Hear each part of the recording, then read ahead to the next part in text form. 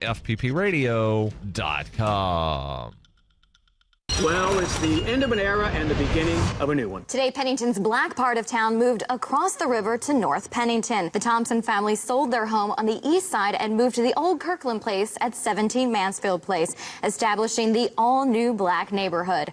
Northside residents are looking forward to the infusion of fun and funk that the new black part of town is sure to bring to their area. Mayor Mitzi Kranowitz presided over the dedication of the new black neighborhood, unveiling a sign designating it a landmark district. It's lovely, everyone. Pennington's diversity is its strength, whether it's Little Harlem or the so-called Gayborhood, where Paul and his partner Bryant have that cottage.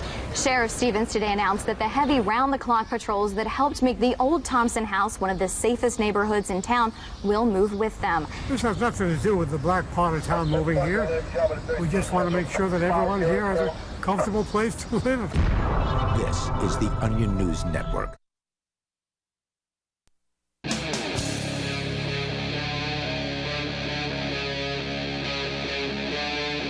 Free Talk Live.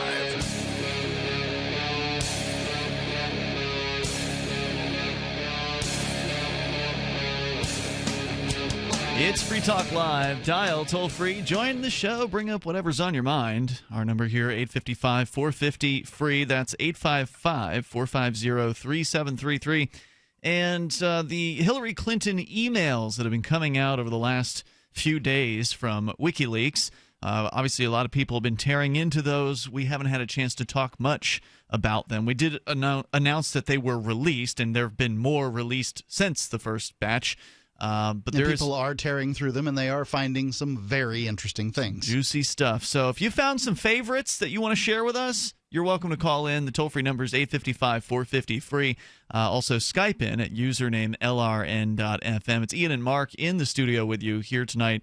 There's a pretty big one coming up here that we'll tell you about from actually Salon.com has a story about Saudi Arabia and Qatar apparently supporting ISIS, and the Hillary Clinton folks were well aware of it.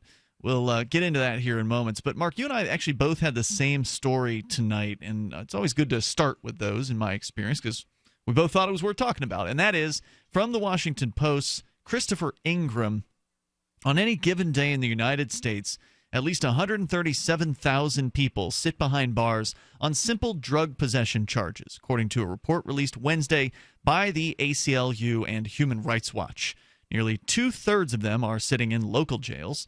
The report says that most of these jailed inmates have not been convicted of any crime.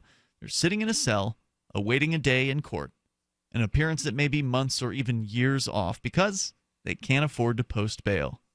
And, of course, the war on drugs, which is who we're talking about here, the victims of that war on drugs, these 100-something thousand people, again, that's at any given moment. It's like more than 1 million people are arrested for drug possession in any given year inside the United States.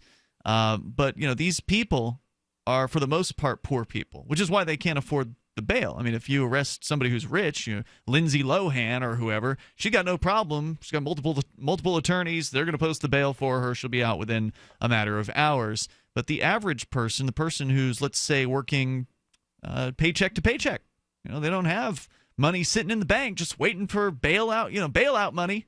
The average person doesn't plan for this kind of thing. And a lot of people, I don't know if it's the average person, but a lot of people, they don't have money. They don't have savings. A significant chunk of Americans do not have any savings whatsoever. They've got credit card debt. Yeah, I can't remember what the percentage is, but it's some large percentage of Americans that don't have $1,000 in the bank. Correct. And so, you know, that's why they sit in jail. And ultimately, a lot of them end up taking plea deals. They end up getting time served or even a sentence beyond that. Quote, "It's been 45 years since the war on drugs was declared, and it hasn't been a success." Yeah, it says here at MarketWatch.com, most Americans have less than $1,000 in savings. Over 20% don't even have a savings account. I believe it. Rates of drug use I don't think I have a savings account. I do not have one either of checking. What's the point of a savings account? So that you can get that whopping 5% interest or something? That's an excellent question. It does appear to be a relic of days in which you could get higher interest rates for that kind of thing, whatever that was. I remember getting, I think it was 5.5% on savings on my checking account. On checking, maybe it was savings. On certainly an account that I had at. Wow. I think it was Suncoast Credit Union or Coastal. When the hell was that? It was Coastal Savings and Loan before the savings and loan crisis. Well, this was when I was in high school, dude. You were yeah, because I was going to say in the 90s. You I weren't remember old enough to ride a bike, right? I remember in the 90s, I had a CD at one point at a bank, and I think it was getting like 5% on a CD. Yeah, CD's pretty good. That's pretty good. So wish you could get that now. Yeah, so it seems like a savings account is a relic of that past era, because right now you're not going to get jack on any kind of bank account as far as any interest rate is concerned. So there really is no perk or benefit to having a savings account. I mean, ultimately, you can't cut a check out of it. You can't even move money out of it electronically more than 6 times in a 1-month time frame. There's a federal limitation on how savings accounts can be used. So, of course there is. I don't know. That. Maybe it's just for people who feel like they want to have another account to put money in and then like not touch it. You know how, like, if you want to save cash, you could put cash in an envelope and then say, okay, that's my savings envelope. I'm not going to touch that. Maybe that's what some people are using. You might as well. It's going to give you close to the same amount of interest. So anyway, the war on drugs has been going on for 4+ decades. And according to Tess Borden of Human Rights Watch, in an interview, she says rates of drug use are not down. Drug dependency has not stopped. Every 25 seconds, we're arresting someone for drug use. And so if indeed the war on drugs was supposed to stop drugs or stop people from using drugs or decrease the amount of people using drugs, it has failed. It would have been successful already. I mean, what has to happen for the drug war to be successful? Drug war proponents... Rodrigo Duterte would tell you a death penalty for users. I think that you might see a drop in drug use if you start shooting people who do it. I think that what it will do to your nation is, in the process, is even more destructive than the drugs could ever possibly be. Remember, the drugs are bad, but the war on drugs is worse. And that's what it seems to come down to over and over and over again. According to the story here, federal figures on drug arrests and drug use over the past 3 decades tell the story. Drug possession arrests skyrocketed from fewer than 200 arrests from every 100,000 people in 1979 to more than 500 in the mid-2000s. The drug possession rate has fallen slightly, according to the FBI, hovering near 400 arrests per 100,000 people. So it's fallen slightly since the mid-2000s. So still hundreds of thousands of people are being arrested. Well, let's not forget that you can't arrest since the mid-'90s, you couldn't arrest people for marijuana possession, basically, in California with a medical card. And since I don't know how long it's been. And California's high population, so it would affect that. Yeah, there's been marijuana decriminalization movements throughout the United States since the mid-'90s, and so that's going to affect your numbers. If you can't arrest, the people in Washington State, the police in Washington State can't arrest people for marijuana possession anymore, so therefore those numbers are going to be excluded from these numbers. It's going to look like if they factored decrease. out. Yeah, right. So what you're saying is if they factored out the places where drugs or specifically cannabis has been decriminalized or legalized and only looked at the states where prohibition continues, you might see those numbers back closer towards 500 per 100,000. But regardless, they're still cracking down on this stuff, and more people continue to use them. Defenders of harsh penalties for drug possession say they're necessary to deter people from using drugs and protect public health. But despite the tough-on-crime push that led to the surge in arrests in recent decades, illicit drug use today is more common among Americans aged 12 and older than it was even in the early 1980s. Federal figures show no correlation between drug possession arrests and rates of drug use at that time. But the ACLU and Human Rights Watch report shows that arrests for drug possession continue to make up a significant chunk of modern-day police work. And this is the real shocker, I think, for some people. Around the country, according to the report, police make more arrests for drug possession than for any other crime. Police make more arrests for drug possession than any other crime.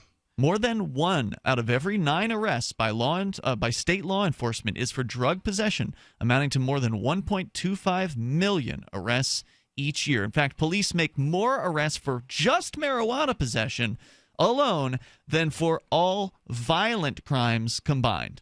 Police make more arrests for marijuana possession than all violent crimes combined. Right. Now, Mr. and Mrs. America, please tell me why Free Talk Live is so nuts for saying that police should be enforcing crimes with a victim. You would have a significantly smaller police force that would be specialized in the areas of, I don't know, finding burglars, returning your stuff, finding murderers, rapists, arsonists, these kind of things, rather than a group of people whose specialty is arresting people with a prohibited substance. Right. And think about the tremendous amount of resources and time that is being poured into these arrests. I mean, for every arrest, there's got to be a trial, or at the very least, some sort of court hearing, ultimately likely a plea deal or whatever. But there's a tremendous amount of time just beyond the police officers themselves involved in all of these prosecutions. You can share your thoughts here at 855-450-FREE and join us on Free Talk Live. The following is an incredible, life-changing free offer for anyone with hearing problems who wants to start hearing everything more clearly again. We're now offering free in-home trials of a revolutionary hearing breakthrough called Listen Clear to anyone who calls this special toll-free number now, 1-800-719-2949. Call in the next 10 minutes and you'll also qualify for free shipping and free batteries for life. Listen Clear is precisely designed by top audio engineers. It adjusts to let you find the perfect way to hear everything, wherever you are and whatever you're doing. And Listen Clear is so invisible, people may not even know you're wearing it. And it's so lightweight, you may even forget you're wearing it too. Don't miss this special life-changing opportunity to hear everything more clearly again for free with a 100% free in-home trial, free shipping, and even free batteries for life. For free information, call now. 1-800-719-2949. That's 1-800-719-2949. 1-800-719-2949. Hi, this is Ted Anderson. Investment Rarities, a 43-year-old company, has created the best silver offer ever. Get a U.S. Silver Eagle, Canadian Maple Leaf, Austrian Philharmonic, OPM Pure Bar, and Silver Round. Have all 5 for $99 postpaid. You heard me right, 5 ounces of silver below cost. No credit card fees, free shipping. Just $99 and you'll have a great start on what it takes to survive even the worst economic storm. Act now and receive Jim Cook's exclusive paper explaining how it's possible to make a fortune in silver today. Don't miss this opportunity. Call 800-328-1860. Read how the above-ground supply of silver has dropped below even gold. The secret is being suppressed. The price could explode at any time. Call today at 800-328-1860. Get 5 ounces of silver for only $99. Find them on the web at investmentrarities.com or call 800-328-1860. Call now before it's too late. 800-328-1860.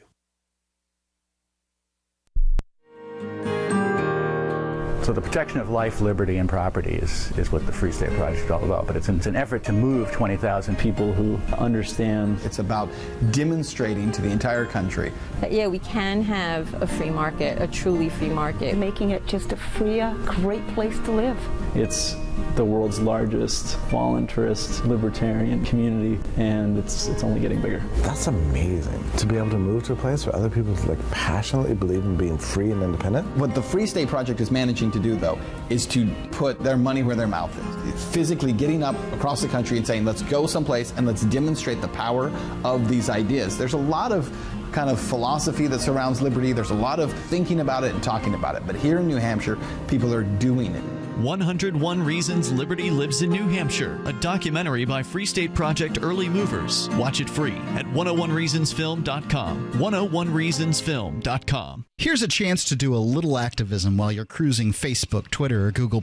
Between the LOL cats, the recipes, the hot girls, and the inspirational sunrise memes, Free Talk Live's posts pass by your newsfeed. Like them, comment. It gives us more exposure. If you don't see our posts, click like at facebook.freetalklive.com and then hover over it to click Get Notifications. It's an easy way to spread the ideas of liberty a bit further. I know you're busy, but you can spare that tenth of a calorie it takes to click on something. Facebook.freetalklive.com. So you've signed the Shire Society Declaration and are planning your move to New Hampshire to be around more liberty-oriented people. Next, sign up for the Shire Society Forum at forum.shiresociety.com. There are a bunch of people there who are already in the Shire, and they want to meet you. If you're already in the Shire physically, you should also come by the forums. Remember, not everyone uses Facebook. New people are signing up for the Shire Society Forum every month, so drop in and say hello at forum.shiresociety.com. What's up next? Visit the Liberty Radio Network program guide to find out at shows.lrn.fm. That's shows.lrn.fm.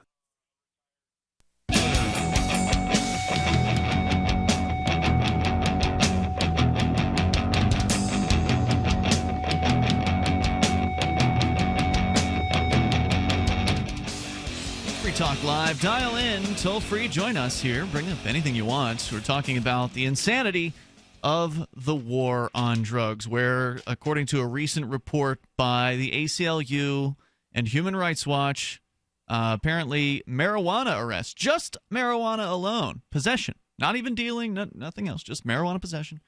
Police make more arrests for marijuana possession alone than for all violent crimes combined in the United States. We'll continue with this story, and you can join us here at 855-450-FREE. By the way, Freedom's Phoenix is a liberty-oriented news aggregation site. If you want the newest and freshest stories and perspective on current events from those who value liberty, check out freedomsphoenix.com. They've got it. Their daily dispatch is the best way to stay up to date on science, technology, historical findings, liberty news, government overspending, and the rise of the police state. It's freedoms with an S, phoenix.com. That's freedomsphoenix.com. As we continue here, Ian and Mark in the studio tonight. Disturbing news, but shouldn't really be too surprising for people who've been paying close attention to the war on drugs. But I think a lot of people don't pay close attention to this stuff. You know, if they're not a drug user, they're probably not paying attention at all. Even if they are drug users, they're likely not paying attention because, you know, just the average person doesn't pay attention to the news. They don't know what these statistics are. They don't realize how constant the presence of the war on drugs is in people's lives. So it was shocking to me to hear that there are more. I think we've actually said it before on air, but it's a shocking number. I've never heard this before. Okay, that there are more marijuana arrests in the United States than there are all violent crimes combined. We've reported the raw numbers before, and they have been shocking. Like hundreds of thousands of people. I think like 700,000 or 800,000 people arrested. I think several years ago was the last time we saw those numbers per year for marijuana alone. But I bet that people who want to dismiss this number would say something like, well, yeah, they may be arrested for marijuana use, but it's not like they're sitting in jail or anything. Well, according to the story here, there are at any given moment over 130,000 people, 137,000 people sitting behind bars on simple drug possession charges. Now, again, that includes all drugs, but there's no victim to these crimes. You could argue at best that these people are victimizing themselves. And don't tell me for a moment that they're victimizing society by getting high, because then you might as well just accuse everybody who drinks of victimizing society as well. And if you want to continue prohibition on these other drugs, then you should start calling for prohibition on alcohol as well, because you need to be consistent. Alcohol is the most dangerous drug, and that's according to Professor David Nutt, who is the former chief advisor to the British government. I thought that he put it below heroin. Nope. Okay. Actually, I used the chart today in a post over at freekeen.com about Kyle Tasker's, the cop that busted State Representative Kyle Tasker out here. That cop has now been busted for DUI. And so I actually used that chart where it shows that alcohol is the most dangerous drug. And again, they're combining danger to the individual and danger to society to get that total, the numbers that you see there. Right. So they break it down, but heroin was number 2 to that, and I believe crack cocaine a very close third to heroin. So is crack cocaine still a thing? Sure, absolutely. It's not like it was in the 1980s, but it's still a thing. Crack cocaine is one of those things that drug warriors will hold up as a victory. It's actually a failure of the war on drugs, and the reason for that is because the reason crack cocaine came about is because of a crackdown by the police on cocaine.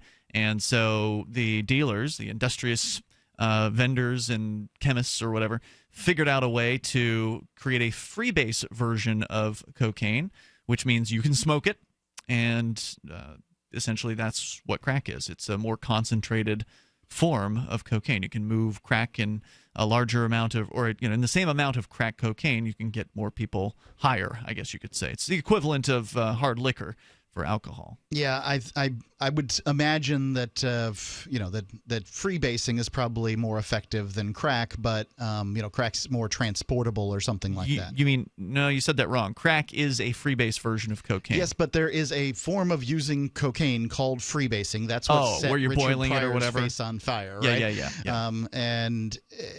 So that exists. Okay. And I don't know, probably the war on drugs made it so that there needed to be an easier way to smoke cocaine. I don't really know how that what the claims are, but people will say that look, crack existed, and the war Not on until drugs, the war on drugs, and the war on drugs existed. And crack diminished over time. The war on drugs went on and was working on other drugs. Just give us some time. That's the notion, right? The crack cocaine was created because of the war on drugs. Yeah, well, so what? It stopped it is going to be It their hasn't. claim. Well, it's largely stopped it. The percentage use in the United States is probably down by over 80%. I don't know. I wouldn't speculate on that. You would claim, well, look, Ian, if you'll just give me a second, I'll tell you what happened. Heroin use, when crack use was large, heroin use was small. The fact that one drug went out of vogue and one drug came into vogue does not mean that the war on drugs has been successful at anything. And that's really sort of a better argument than knee-jerk nuh-uhs. Right. So, the crack use is down. Let's go to Erod. He's in Georgia. You're on Free Talk Live. Hello, Erod. That said, Mark, I was in jail with a guy who was a crack smoker. I mean, so they're not uncommon these days. Go ahead, Erod. Hey, you guys are talking about the war on drugs, yes, but you know what? I think there maybe is still a war on alcohol. This afternoon, coming back from work, I had to go out of my way. So I stopped inside this little sports bar and just wanted to have a drink. So I'm at the bar. There's nobody in there. It's a fairly new place. And so I'm talking to the guy, the bartender, and we're just kind of shooting the crap. And so, I'm asking him, well, how's business? And, and he's telling me, well, it's okay. Some of the pretty girls that used to have inside there, I've been there before, kind of come and go. Anyway, so what he told me is that, some of the girls, they come in there all eager to work, and then they have to go out. And now get this now. This is something that I did not know. Here in Georgia where I live, in the county that I live, they actually have to go and get a license to serve. And I'm saying, and I told the guy, what? Are you kidding me? A license to serve? What is that all about? Well, we serve alcohol here. And I said, well, your business has to pay the alcohol fees and licenses. Mm-hmm. But they have to charge these girls $30 just to serve drinks. Now, keep in mind, all they're doing is going to the counter, put food on a plate, go to the bar, put a drink on the plate, and take it to somebody sitting down at the table somewhere. But it's $30. Ridiculous. Yeah, it is. And then I got to thinking about a good friend of mine who has a restaurant out here. She had a restaurant, and this was back in 2008 when the economy really started to tank. And she had to go out of business. But she was telling me that she couldn't pay. Her son was working for her. She couldn't pay her son that week or that month or whatever because of she had to pay for the liquor license, which was for her. And how often was this $30 fee? Pardon me? How often was this $30 fee? How often? Every year. You got to pay $30. Hold on, Erod. We'll bring it back here more on the war on drugs, and I'll see if I can find some numbers on crack cocaine. You got me curious, Mark. Now I want to see what the numbers are. It's Free Talk Live. Want to build a maintenance-free, low and slow charcoal briquette fire that burns for hours for free? MeatMastersRadio.com will show you how to build a low-temp charcoal fire that's guaranteed fiddle-proof. It's easy and free. MeatMastersRadio.com teaches charcoal barbecue skills on new topics every week. go to meatmastersradio.com. That's meatmastersradio.com. Hunters, anglers, campers, and survivalists, get back to nature. Expand your horizons with the highest quality, most versatile, unique slingshots and sling bows on the market at slingbow.com. Slingbow products are compact and models start from just $17.98. They're perfect for your bug-out bag or storing in your vehicle. Give yourself and your loved ones the excitement and tradition of Slingbow, a new frontier in archery and truly modern twist on this primitive survival tool. Feel the thrill only at slingbow.com. If you're looking for work, you know what I mean by elevator speech. It's the short version, saying just enough to make the listener want to listen more. Even if you're not a job seeker, effective communication skills have never been more important, with money and attention so scarce now. So to cut through the clutter, choose every single word as though it was the last word the person you're speaking to will hear. Otherwise, it might be. Instead of saying, due to the fact that, say, because. And avoid mispronunciations. Say jewelry, not jewelry, which could offend. Undoubtedly, you don't want to say undoubtedly. And whatever you do, never use a preposition to end a sentence with. Just kidding. For more tips, hit survivalspeech.com. I'm Holland Cook. The new 4th edition of Healing Our World, The Compassion of Libertarianism, will take your understanding of liberty to a deeper level and has over 1,300 updated references, new cartoons, and a foreword by Dr. Ron Paul. With discounts for multiple book purchases, the 4th edition of Healing Our World is a great gift for the liberals, pragmatists, environmentalists, and Christians in your life who think libertarianism is cold-hearted. Get yours today at healing.freetalklive.com and use promo code FTL for a $5 discount. So you've heard all 3 hours of the latest episode of Free Talk Live, and you're still hungry for liberty-oriented audio content? Did you know that we have another 24/7 audio stream at LRN.FM? The Liberty Radio Network airs the latest episodes of some of the best liberty-oriented podcasts on the internet around the clock. In addition to recorded content, you'll also hear live shows like Free Talk Live, originating from our Keene, New Hampshire studio. So listen anytime at LRN.FM. That's LRN.FM. Free Talk Live. The people that fought the Korean War and, frankly, the Afghan War won because those people are the military-industrial complex. And what they wanted is they want things that go boom to go boom so that they can build more things that go boom. That the purpose of the war isn't freedom, it's not justice, it's not any of these higher concepts that, in fact, that the lives, minds, and bodies of the people that are going out there and fighting for these wars, that they are inconsequential to the politicians and the people for whom they work. So you're saying the state won these wars, Vietnam and Afghanistan. The state won, but the individuals who fought the war, they're the ones that took the brunt of it. They're the ones that lost. That's right. And I totally agree. They do enough to make it seem like they're doing something and to keep us happy enough just to control it. Free Talk Live, 7 nights a week from 7 to 10 Eastern, live on the Liberty Radio Network at LRN.FM. If you enjoy LRN.FM, please contribute to your favorite shows via their websites and become an amplifier at amp.lrn.fm. That's amp.lrn.fm.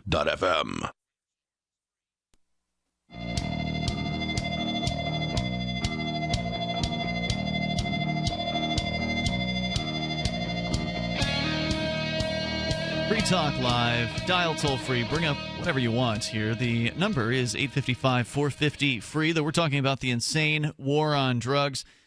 Ridiculous numbers coming out of the ACLU showing that, and I think a lot of people are going to be shocked by this, but that police in the United States make more arrests for marijuana possession alone than for all violent crimes combined. We'll go back to your calls and your thoughts here in moments. Also want to let you know about our audio on demand listen lines, available to you 24 hours a day, 7 days a week. You can listen to not only Free Talk Live, but a bunch of great shows from LRN.FM. They're on there for you. Plus, you can listen to the LRN.FM live feed, and you can even leave us feedback via a voicemail system. So when you're listening on this listen line, you can just hit the 0 button on your phone, and you'll be able to leave a voicemail, which we'll get in our email boxes, and we might just play on the air. So here's the number you need. Keep in mind, this is long distance. And apparently, I said it was in Idaho before. Apparently, it's actually in Iowa. But anyway, sorry about that.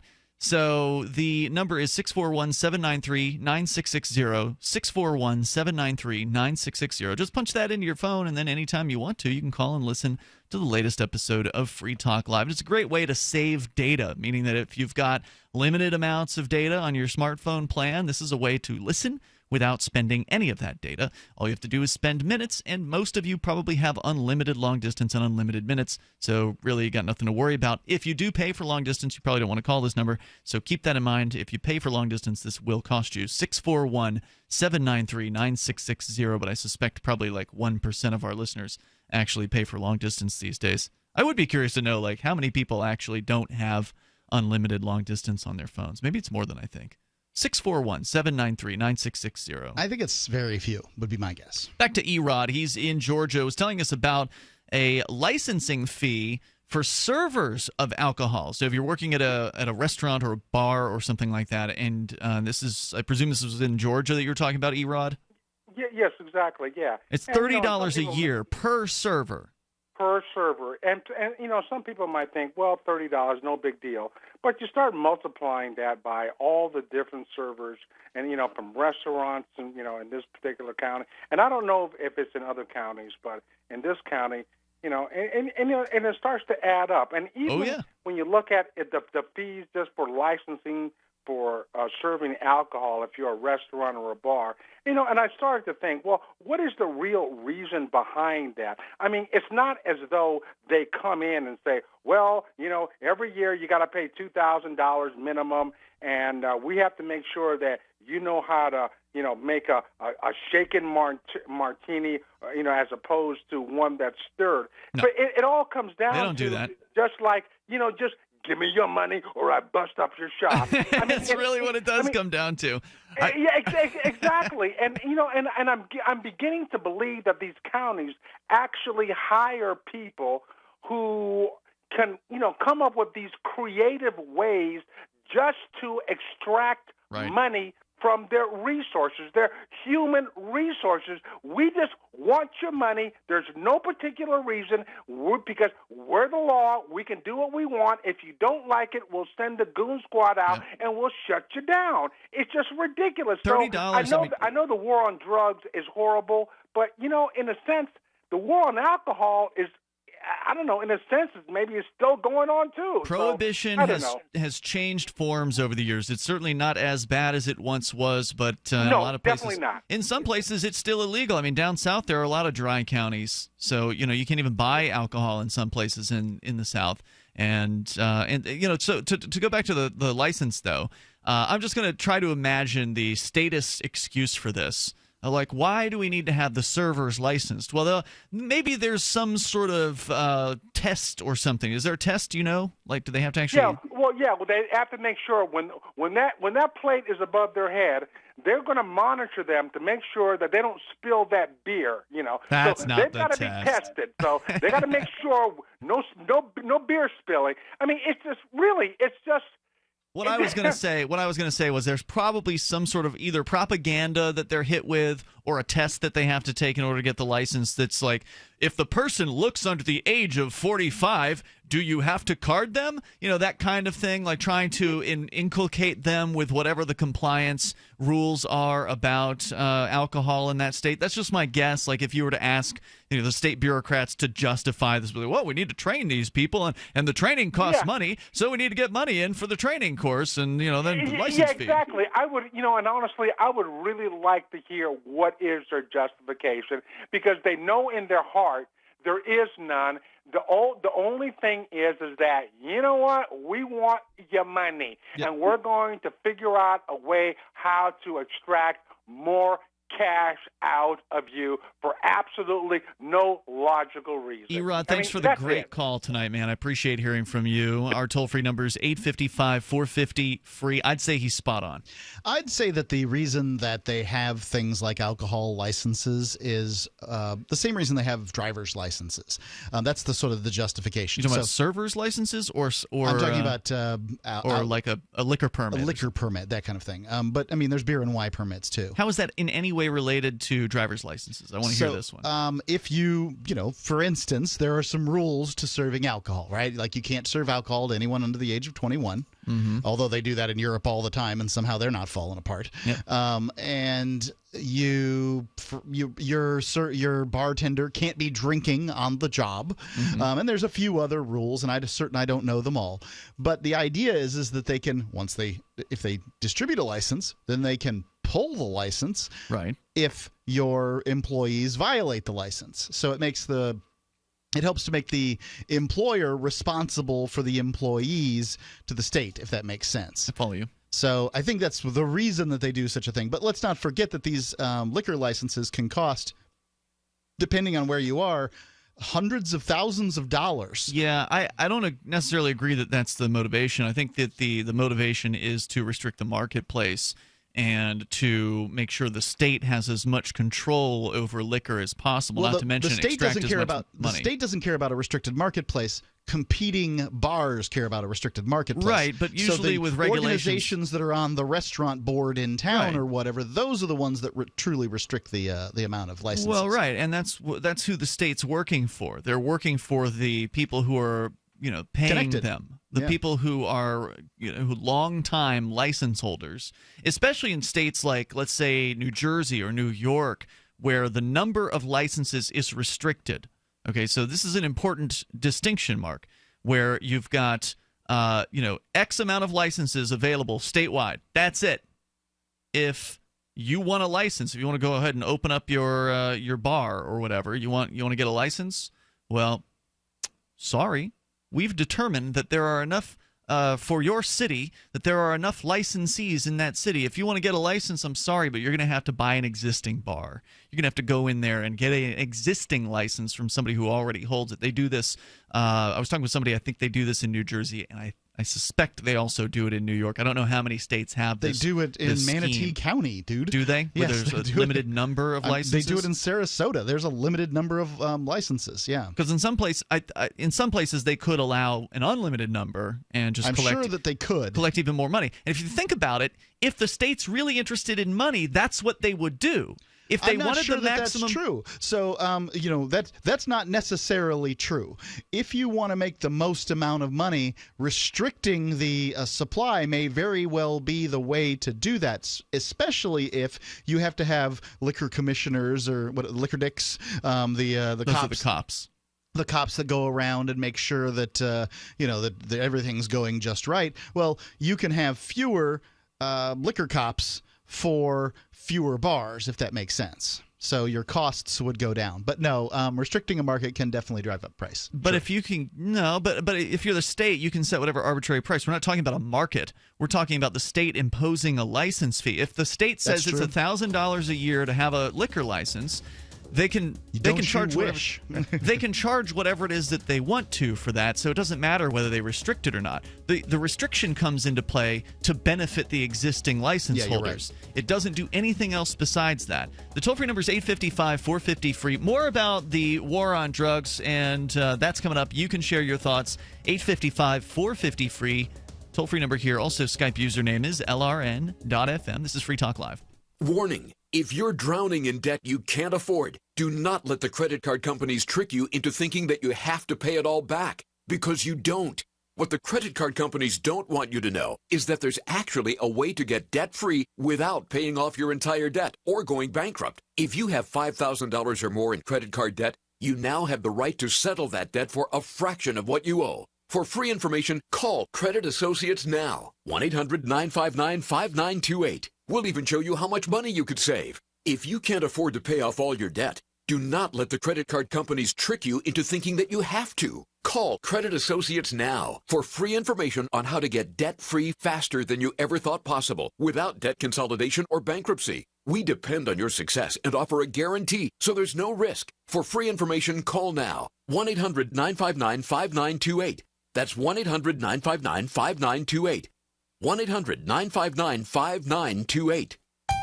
You are what you eat, No, not true. You are what you can absorb, because not absorbing nutrition leads to nutritional deficiency and degenerative diseases. Medication does not fix nutritional deficiencies, and North American soil is now 85% nutritionally depleted. That means your body is not getting the vitamins it needs from just grown foods. Introducing Protovite, the world's first and only full-spectrum protosomal supplement. Protovite is a proprietary liquid system that allows premium quality nutrients to positively affect the blood in an astonishing 5 minutes. That's rapid absorption. Then Protovite liquid continues to release sustained nutrition in the stomach, intestines, and colon over a prolonged period of time. See Protovite in action. Watch our amazing 2-minute live blood cell video today at TrueHealthFacts.com. That's TrueHealthFacts.com. Or call 502-410-3411. 502-410-3411. Protovite is nutrition you can feel. Protovite is nutrition that gets in.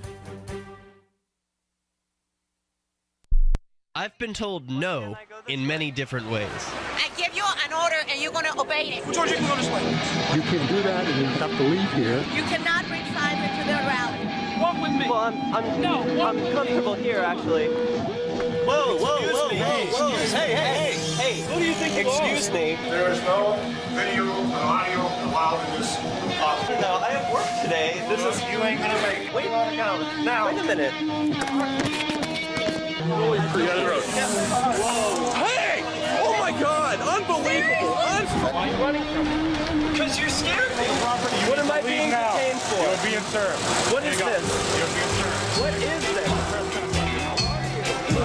Bureaucrats have a funny way of telling people no. That's the sound of the men working on the chain. Derek J's Victimless Crime Spree. Watch it for free and order the Director's Cut DVD at victimlesscrimespree.com. LRN.FM is proud to announce our official listening apps for Android and iOS devices. Now you can easily tune into our streams anywhere, anytime on your smartphone or tablet. Just visit apps.lrn.fm or search for LRN.FM in the Android or Apple app stores. Please download, rate us 5 stars, then share the link on your social media and let your friends and family know how you're listening to LRN.FM. Download it now, free at apps.lrn.fm. Cell 411 is a free app for Android and iOS that replaces government-controlled 911. Cell 411 allows you to preset a group of friends or private organizations to show up in any emergency. Cell 411 is a nightmare for the state because it proves their so-called services aren't needed. Cell 411 has had thousands of installs, and of course it's covered by the BIPCOT no government license. Cell 411 because your friends won't shoot you when you're in trouble. Without the government, who would build the emergency services? You and Cell 411. Get it today at getcell411.com.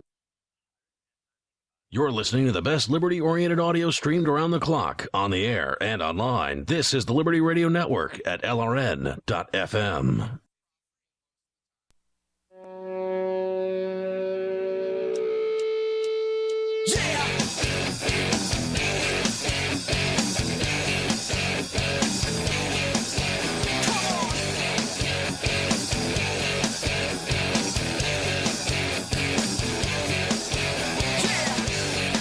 Talk Live. Dial in here. Bring up anything you want. Our toll-free number is 855-450-FREE. That's 855-450-3733. Skype. Username is LRN.FM. According to a recent report by the ACLU, there are tremendous amounts of marijuana arrests in the United States. More, in fact, for just possession of marijuana than all violent crimes combined. Yes, that's right. It really is that bad. We'll continue with some of the statistics here from the ACLU and Human Rights Watch, and your calls and thoughts are also welcome. With you in studio tonight, it's Ian. And Mark. Don't forget, if you want to support Free Talk Live, you can do that by becoming an amplifier today. Please go to amp.freetalklive.com. AMP stands for Advertise, Market, and Promote. If you appreciate the work that we're doing here, talking about liberty, talking about freedom on a nightly basis on actual radio stations, then $5 a month is all that we request. You get perks. You'll get access to the AMP-only call-in lines, the AMP-only Facebook group, and more, like the AMP-only podcast. Go and get all the details and get signed up using any major credit card through PayPal, Visa, or MasterCard right there on the site, as well as Bitcoin. So if you want to AMP via Bitcoin, you can do that. You get all the perks for $5 a month. You join the club. Go to amp.freetalklive.com. Makes a big difference for us when you do that. That's amp.freetalklive.com. To the phones and the fun. Jerry's in Oregon. You're on Free Talk Live. Hello, Jerry. Hi, thanks, guys, for having me on. I was just calling about the liquor license thing, and just letting you know what it was like here in Oregon. I was a bar back at a casino for a while, and the establishments here have to get a license for themselves, and then each individual has to get a license for themselves. So the restaurants here have to pay for their license, and then the individual has to pay for their own license. What's it cost there for a server or bartender to get a license? I think, can't quite remember. I think it was about $35 to $50, I believe. Per year? And you have to. No, it's lasts for about 5 years. Oh, okay. Okay. Because Erod down in Georgia says it's $30 a year.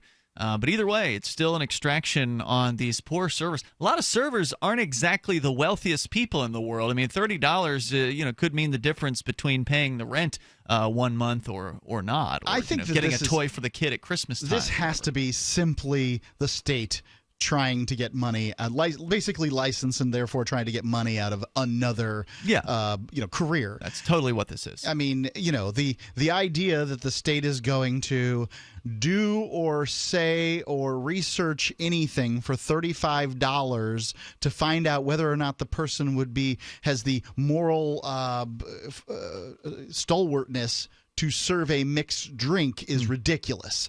I mean, I can't imagine that anybody out there that isn't already taken care of by the criminal justice system is somehow being excluded from being a server. So this is just a $35 tax for being a waiter. Well, I just will have another comment. The class that you have to take, it's about an 8-hour or maybe an hour-long class that you take online. And they just teach you, look for people that are intoxicated and stuff like that, not to serve them, because the establishment or you could be liable if they leave the establishment and hurt someone. Yep, it's absolutely That's insane. what it is. It's a justification for that and a payment for that class. Jerry, thanks for your call tonight, man. I appreciate it. Toll-free number here, 855-450-FREE. Before we go on with the calls, related story, I was in Walmart the other day and was purchasing some wine at Walmart. And I went through a line with a young person who was the cashier, and he informed me that because he's under the age of 18, he cannot ring up the wine. So he actually had to call over a manager so the manager could come over and swipe the wine across the little, barcode reader, the laser, and the manager then checked my ID and walked away. But it took a while for the manager to get there, and this young guy was like, this is ridiculous. I mean, inherent inefficiency. Yeah, he says that it always works out to where all the alcohol people come to his line. As soon as one alcohol buyer comes, 5 of them will come, he says. And it's just absolutely ridiculous. Now, I'm not clear as to whether or not that's a Walmart policy, just to kind of be super compliant to make sure that they're not crossing any state laws anywhere, or if that's a New Hampshire state law. But either way. I believe so he's under the age of what? Under 18, so he was probably 16 or 17. Yeah. So they have different colored T-shirts for one of the not T-shirts, but I mean different colored shirts for one of the grocery stores here in town to readily to be able to distinguish the age of the cashier. Interesting. Now, I didn't know that. I don't go to this one often enough. It is the one I believe you go to regularly, Ian. It's not the one that I go to. The Hannaford? I don't know. I go to Hannaford. Okay. Because it's the convenient on the way I've never home. noticed different colored shirts. This is there. at the Chapa. Okay. Yeah. So, they have a policy there, and it makes it supposedly easier for them to be in compliance with this rule. Yeah, it's ridiculous. And it's clear that rule exists only because of state enforcement. Now, whether it's New Hampshire that enforces that law or if there's just other states and Walmart's just applied the policy nationwide, I don't know. But it's definitely some state liquor law that is requiring people under the age of 18 cannot check out, can't even run across a scanner, a barcode scanner, an item at a checkout register. It's ridiculous. Yeah, why don't they make it illegal for young people at home to touch the beer and wine of their parents? I mean, hey, get me a beer. Sorry, Dad. You mean that's not illegal? It probably is. I don't know, but it's on its way. Minor in possession. It probably hit you up with parental what's the contributing to delinquency. Yeah, They'd probably hit you with that charge too if they found out about that. Let's continue here. Tom, listening in Baltimore. You're on Free Talk Live. Hello, Tom. And you people thought you were free. Not for long. And I wanted to follow up on our conversation last night. You were right. New Hampshire did have a ruling, and you have to forgive me now. I'm an 80s cop, so the Freeman ruling in California occurred in the 80s. We're talking about pornography, just to bring our listeners up to speed here. There was a Supreme Court ruling. You had called last night to say that it was only California where it was legal to produce porn, but there was a Supreme Court ruling, as you're, I'm sure, about to tell us about, also in New Hampshire that actually was based on the California one, correct? Well, I believe they looked at that, and it was somewhat similar. The ruling, it was cited in 2008, so I guess around 2007 or 2008 is when the case actually occurred. I retired in 2004, so I wouldn't have gotten updated training on that. But the Freeman case is pretty well known. And up until the New Hampshire ruling, California was the only safe place. So we thought. Right. Now, in researching what you had told me last night, and this is why it's always good to double check. Now, I said it's always good to get a lawyer. By the way, always double check them too, because they're not always looking out for your best interest. That's true. Sometimes, even if they are, they're not that good. You're always your best advocate. At any rate, I'm reading these rulings, and it's not so clear cut. You know, the conversation last night had to do with, can we skirt these prostitution laws by bringing the camera into play? However, both of these cases turned on the fact that the producer was not involved in the activity, and the actors were paid, and that was the primary reason that they were not able or didn't go any further into was there pleasure between the two actors. They simply stopped at they were paid for their acting performance. Let's not get into I've seen a little porn in my life, and some of it looked pleasurable for some of the people. So what you're saying is that had perhaps one of the actors been the producer, meaning they were the ones paying for the production of this porn for the purpose of having pleasure with the actress, or in this case a prostitute, that might result in a different ruling. Exactly, because that wasn't examined. In fact, the Freeman case, they charged him with pandering. So that the higher court thought was a stretch, and so they did not entertain that. In New Hampshire, they charged him, I believe, with prostitution because it's a little more broad. By the way, he was a court bailiff. I don't know if you guys get down to the Franklin District Court, but that's where Robert Throat, who was a bailiff there, was asking young couples to meet him out back if they were interested in a job, and he told them that he'd like to film them. Now, it's a pretty good way to look for porn actors. You're going to meet a lot of young, desperate people at court. Sure are. That's for sure. Hey, Tom, great call, man. Thanks for the update on that. I appreciate it. Because we talked to Tom at the very end of last night's show, so we weren't really able to explain the legality in New Hampshire. But yes, pornography is legal to produce in California and New Hampshire. Anywhere else, you're in a pretty questionable legal area. This is Free Talk Live, 855 450 free. Hour number 2's on the way. More about the war on drugs coming up, and you can take control of the airwaves.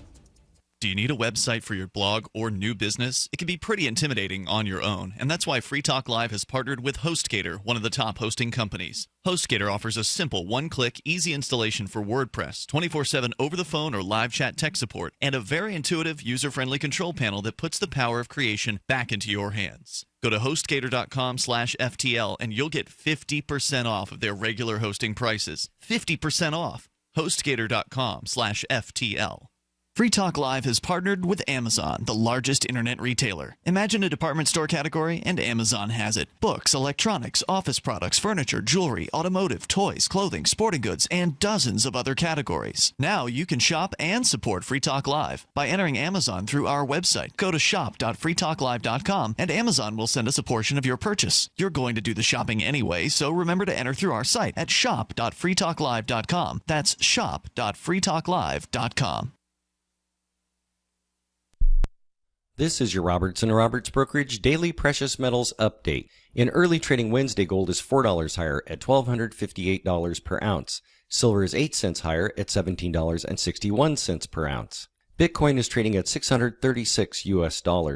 Robertson & Roberts has been helping clients buying and selling precious metals for nearly 40 years. Call Robertson & Roberts Brokerage today at 800-874-9760 or visit us online at rrbi.co. You may already know about the Free Talk Live audio-on-demand phone line at 641-793-9660. Did you know that not only can you listen to Free Talk Live via your phone, you can also leave a message and have it delivered to Free Talk Live's hosts? To leave us your thoughts, just dial 641-793-9660. That's 641-793-9660. Press 2 for Free Talk Live, and then hit 0 to leave your message. You're listening to the live edition of Free Talk Live. Hour number 2 is next after the news here on the Liberty Radio Network at LRN.FM. From Keene in the Shire, the Liberty Media capital of the world, this is Daryl W. Perry, host of FPP Radio News for Wednesday, October 12th, 2016. Silver is trading at $17.42 per ounce. Gold is valued at $1,252 per ounce. And according to BitcoinAverage.com, the average price of Bitcoin is $640. Antiwar.com reports, according to the White House Press Secretary Josh Earnest, President Barack Obama is actively considering retaliatory moves against Russia in response to putative hacking attacks that the Obama administration has blamed on the Russian government. Earnest insisted that the White House would not announce the revenge attacks themselves in advance and that the U.S. would ensure that whatever revenge attacks it does conduct on Russia would be proportional to whatever they accuse Russia of having done. The allegations have centered on the idea that Russia is hacking the Democratic Party to try to get Donald Trump elected and are trying to hack the election in some other vague terms. Evidence that Russia is behind the hacks is sorely lacking, though repeated allegations have built a consensus around the claim. It is unclear what form the revenge moves will take, but administration officials have previously suggested military action would be appropriate in certain cases of cyber attacks, and the Treasury Department is also talking about imposing new sanctions. The U.S. makes anti-Russia moves pretty regularly right now anyhow, so it might be hard to tell the difference, barring some huge war-starting incident. For nearly 40 years, Robertson & Roberts Brokerage has been a trusted source for buying and selling precious metals like gold and silver. They also take Bitcoin for precious metal purchases and have permanently removed the minimum purchase amount for all orders paid in the digital currency. Call Robertson & Roberts today for knowledgeable advice on buying and selling precious metals and a forward-thinking approach to new technologies. 800-874-9760 or visit online at rrbi.co.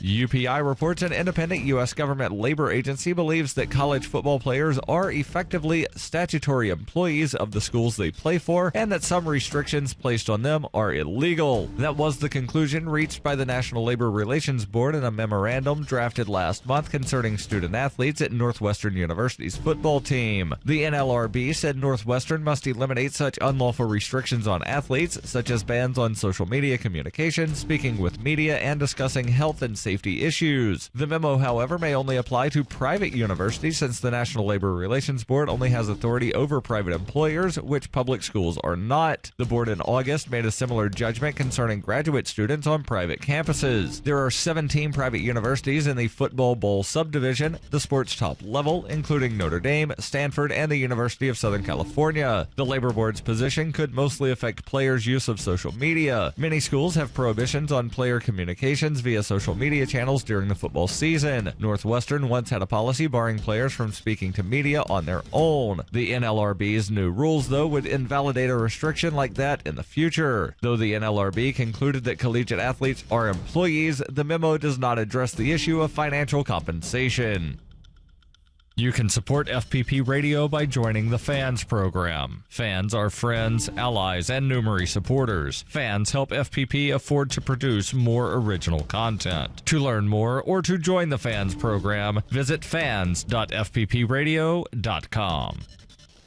Reuters reports federal prosecutors said on Tuesday that they will seek a criminal contempt charge against Maricopa County, Arizona Sheriff Joe Arpaio, known for his tough stance on illegal immigration and for violating a court order in 2007 against racial profiling. John Keller, a trial attorney with the Public Integrity Section of the U.S. Department of Justice, told Judge Susan Bolton in a U.S. District Court in Phoenix that Arpaio, who did not attend the hearing, should be criminally charged. Keller said they are seeking no more than 6 months incarceration for the 84-year-old sheriff, citing his age and other factors. Bolton directed Keller to file a formal complaint against Arpaio by Wednesday. The case centers on U.S. District Judge Murray Snow's ruling that Arpaio intentionally violated a 2011 court order barring the sheriff's office from stopping and detaining drivers solely based on the suspicion that they are in the country illegally. Those stops continued for another 18 months. In August, Snow recommended Arpaio face criminal charges for ignoring the court order arising out of the judge's ruling that the sheriff and his deputies were guilty of racial profiling of Latino drivers. The case was assigned to a different judge after the recommendation. In a statement, Arpaio blasted the Department of Justice under Barack Obama, charging that it was trying to influence the outcome of the November 8th general election.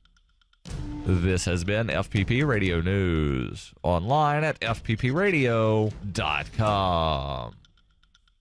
A new medical study on the effects of marijuana use confirms that everyone knows you're high and that you'll never stop feeling like this. Everyone can smell the marijuana on your breath and on your clothes. Everyone is laughing at you. Additionally, the in-depth report reveals that despite trying to act cool, you're definitely laughing too much and everyone is messing with you. Your parents know you're high. Your friends know you're high. Strangers on the street know you're high. If you're young and you smoke marijuana, you will probably never be able to find a job.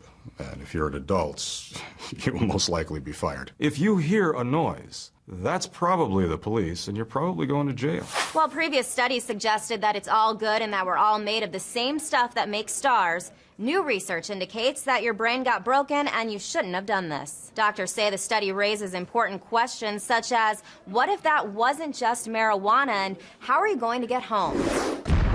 This is the Onion News Network.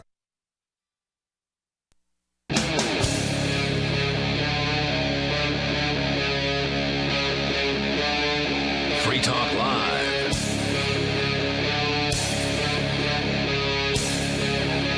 It's Free Talk Live. Dial in toll free here. Join us at 855-450-FREE. Still to come tonight, some of the leaked emails from Hillary Clinton and what they've revealed. We'll give you that here in moments. With you tonight, though, it's Ian. And Mark. Also, you can join us toll free at 855-450-FREE. That's 855-450-3733. Plus, Mark, you've got a very outrageous story about a police who went after a dad for possession of his own daughter's sexting pics.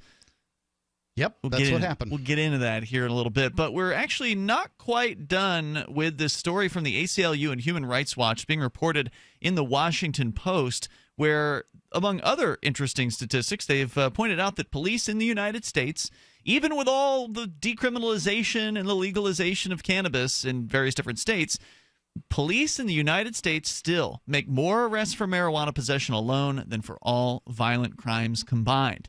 In addition to that, for all drug possession, it's more than 1.25 million arrests every single year in the United States. There are, at any given moment, drug arrests dwarf other crimes. Arrests. At least 137,000 people at any given day in the United States sit behind bars on simple drug possession charges. These are our friends, our family members. These are our coworkers, our neighbors. These are the people that we know. I mean, there are people in your family who use some sort of drug, whether it's alcohol or one of the illegal drugs. Yeah, but alcohol isn't the one that they go No, they're after. not factoring in alcohol here. We're talking about the illegal drugs. And so, this affects a lot of people's lives, and it needs to end. The war on drugs is an abject failure by any measurement, and it needs to end. But there's more, of course. The report finds that the laws are enforced unequally as well. Over their lifetimes, black and white Americans use illicit drugs at similar rates, meaning a similar portion of each population uses drugs, according to federal data. But black adults were, guess what, more than 2.5 times as likely to be arrested for drug possession. Now, why do you think that is? We can't talk about race and policing in this country without talking about the number one arrest offense, said their spokesperson. I've said this for a very long time. You cannot talk about race in the United States without discussing the war on drugs. And, why is that? You come to your own conclusions, whatever. But these two things are inexorably linked. And before the war on drugs, they found other reasons to arrest blacks in larger numbers. And one might suggest that this would be the reason, too. I think it's interesting that in Colorado, I saw an article where some black activist gal was saying, hey, it's a bunch of white people selling pot. What happened to us? And I don't know exactly what that is supposed to mean and how, why do blacks feel excluded from selling marijuana in Colorado and Washington? I don't know the answer to that, but it's all very interesting. Yeah, I guess I'd be interested in seeing the breakdown of marijuana vendors in Colorado to see what the racial breakdown of that is. The report, but of course, in order to start a storefront, you have to have more capital on hand, and in order to just sell marijuana, you just have to be able to buy an ounce of marijuana, right? Like if you're just going to go and sell marijuana on the streets, you don't have to have a store with signage and investors or significant amount of inventory. There's a lot of costs involved in opening up a store, and of course, a lot of people, a lot of black people are impoverished. They're impoverished, and many of them have been for a long time in this country because of the laws that have been written to essentially keep them down. And so if you're talking about who's more likely to have the investment money, it's probably more likely to be successful white people. Sure. The report calls for decriminalizing personal use and possession of drugs, treating it as a public health matter instead of a criminal one. Quote, rather than promoting health, criminalization can create new barriers to health for those who use drugs, says the report. Criminalization drives drug use underground. It discourages access to emergency medicine, overdose prevention services, and risk-reducing practices such as syringe exchanges. Yeah, I can say that as a young person, I definitely thought about, how scary it might be if, there was some kind of overdose situation, and how would I deal with that as far as the, paramedics and those sorts of things go on. Now, as a firefighter, I can tell you now, that's not their job. Their job isn't to find out who's done what or anything like that. Obviously, they're going to talk to some young people if they have an opportunity, tell them what a bad idea this drug or that drug might be, but it's their job to treat them. However, I did have an incident where a friend ended up in an overdose, and I had to take them to the emergency room, and I must say it was scary. Even as an adult, it was scary that I had to go into an emergency room, and those people attempted to scold me about drug use. I don't know who you're talking to, lady, but I'm, 30, 40 years old. You weren't using with that friend, is what you're saying. I was 40 years old, almost 40 years old, and I do not need your scolding. I'm here to deliver somebody to you that you need to take care of. And they were. I'm not disputing that they were taking care of that person. I'm just simply saying that that was uncomfortable. Why do I have to, why am I supposed to listen to your babbling? Well, thankfully, New Hampshire actually has a Good Samaritan law, I believe is what it's called. It was actually a Free Stater legislator who put together this legislation and was very successful in getting it passed, which basically exempts from criminal charges anyone who assists a friend with getting to a hospital, basically. So, the classic example of the teenagers hanging out, somebody ODs or whatever, and then the other teens are too afraid to take them to the hospital. Well, now, not that they would necessarily know about the law's existence, but in theory, they could know about it. And if they did take them to the hospital, they couldn't be charged with anything. No possession charges or anything like that. So that happened. And actually, it was interesting when that happened here, because I was there for the hearing at the State House when every bill in New Hampshire has to have a public hearing. So I was there when they were having this public hearing, and I was shocked that the police didn't even speak out against it. That the New Futures, which is a very anti-drug group, New Futures is this group that every time marijuana decrim comes up, they trot out 3 teenagers from some school, and they're like, "We don't like marijuana; it's ruining our friends," and whatever it is, propaganda that they whatever trot they out. say. Yeah, and so even New Futures didn't speak against this. So, like, across the board, this thing was popular. It was quickly signed by the governor, who normally, backs up the police. So this was a real harm reduction measure that actually really took hold. I must say this about New Futures. New Futures is a citizen activist lobbying organization. They get people who are not paid to come and be part of the lawmaking process, as opposed to... I suspect they have paid staff. I think they have paid staff, but the teenagers are not paid. The teenagers are not paid, and many times you'll see government bureaucrats and police and chiefs of police and that sort of thing, on government time testifying for or against these laws that are intended to make the government more responsive to people. So back to the report from the ACLU and let's see, I forget the other organization, Human Rights Watch. The report reinforces its point by noting the lengthy sentences handed down in some states for possession of small amounts of drugs. For example, it sketches the history of Corey J. Ladd, who was arrested for possessing... I could have guessed which state this was. Go ahead, take a guess.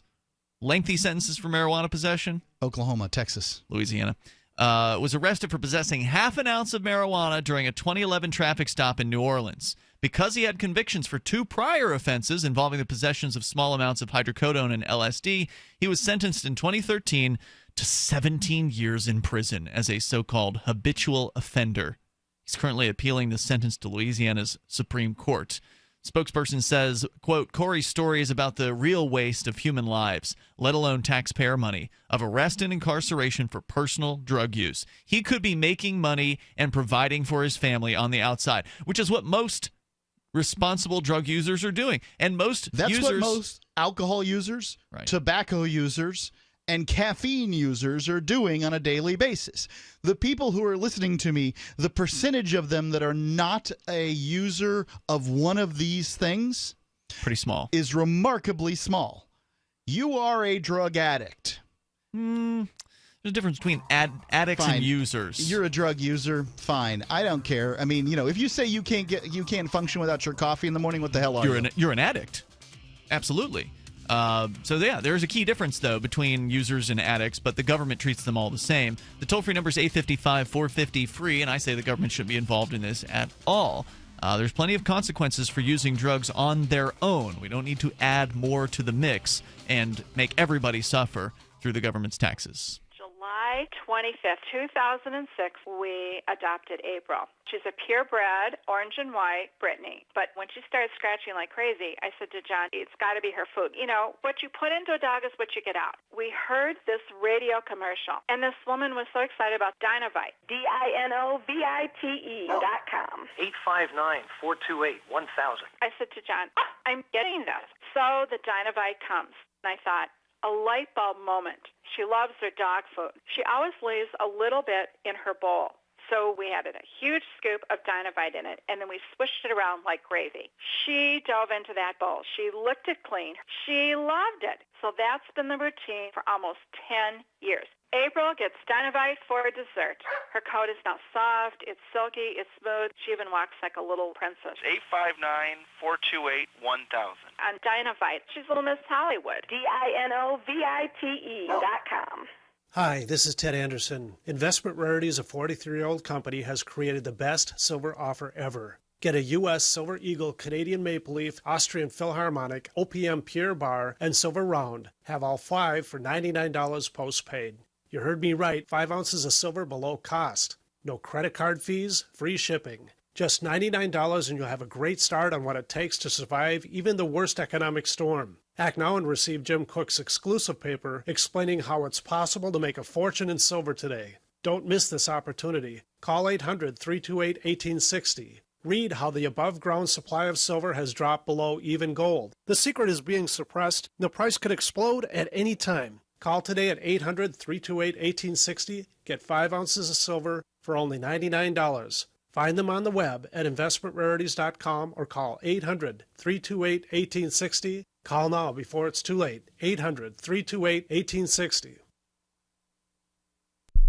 Uncertainty has become the talking point when it comes to financial markets. One thing is becoming certain: safe haven assets. Hard assets are now becoming the choice of informed investors. The most recognized and valued hard asset is gold. The highest performing asset this year is gold. Trust gold to protect and grow your IRA or 401k. Central banks and billionaires are doing the same thing. Choose a more stable asset that has tremendous upside potential. As these uncertain times threaten the markets, your decision to reduce your exposure to these markets before further negative effects to your portfolio would be well timed. Call 1-800-GOLD-IRA to transfer your existing IRA into an actual physical gold and silver IRA. American Bullion is the pioneer of gold IRAs. They handle all the details for you. Call 1-800-GOLD-IRA to get prepared. Start protecting and growing your IRA and 401k before the next crash. American Bullion. 1-800-GOLD-IRA. Free Talk Live has partnered with Amazon, the largest internet retailer. Imagine a department store category, and Amazon has it. Books, electronics, office products, furniture, jewelry, automotive, toys, clothing, sporting goods, and dozens of other categories. Now you can shop and support Free Talk Live by entering Amazon through our website. Go to shop.freetalklive.com, and Amazon will send us a portion of your purchase. You're going to do the shopping anyway, so remember to enter through our site at shop.freetalklive.com. That's shop.freetalklive.com. For Bitcoin to be ubiquitous, people need to use it.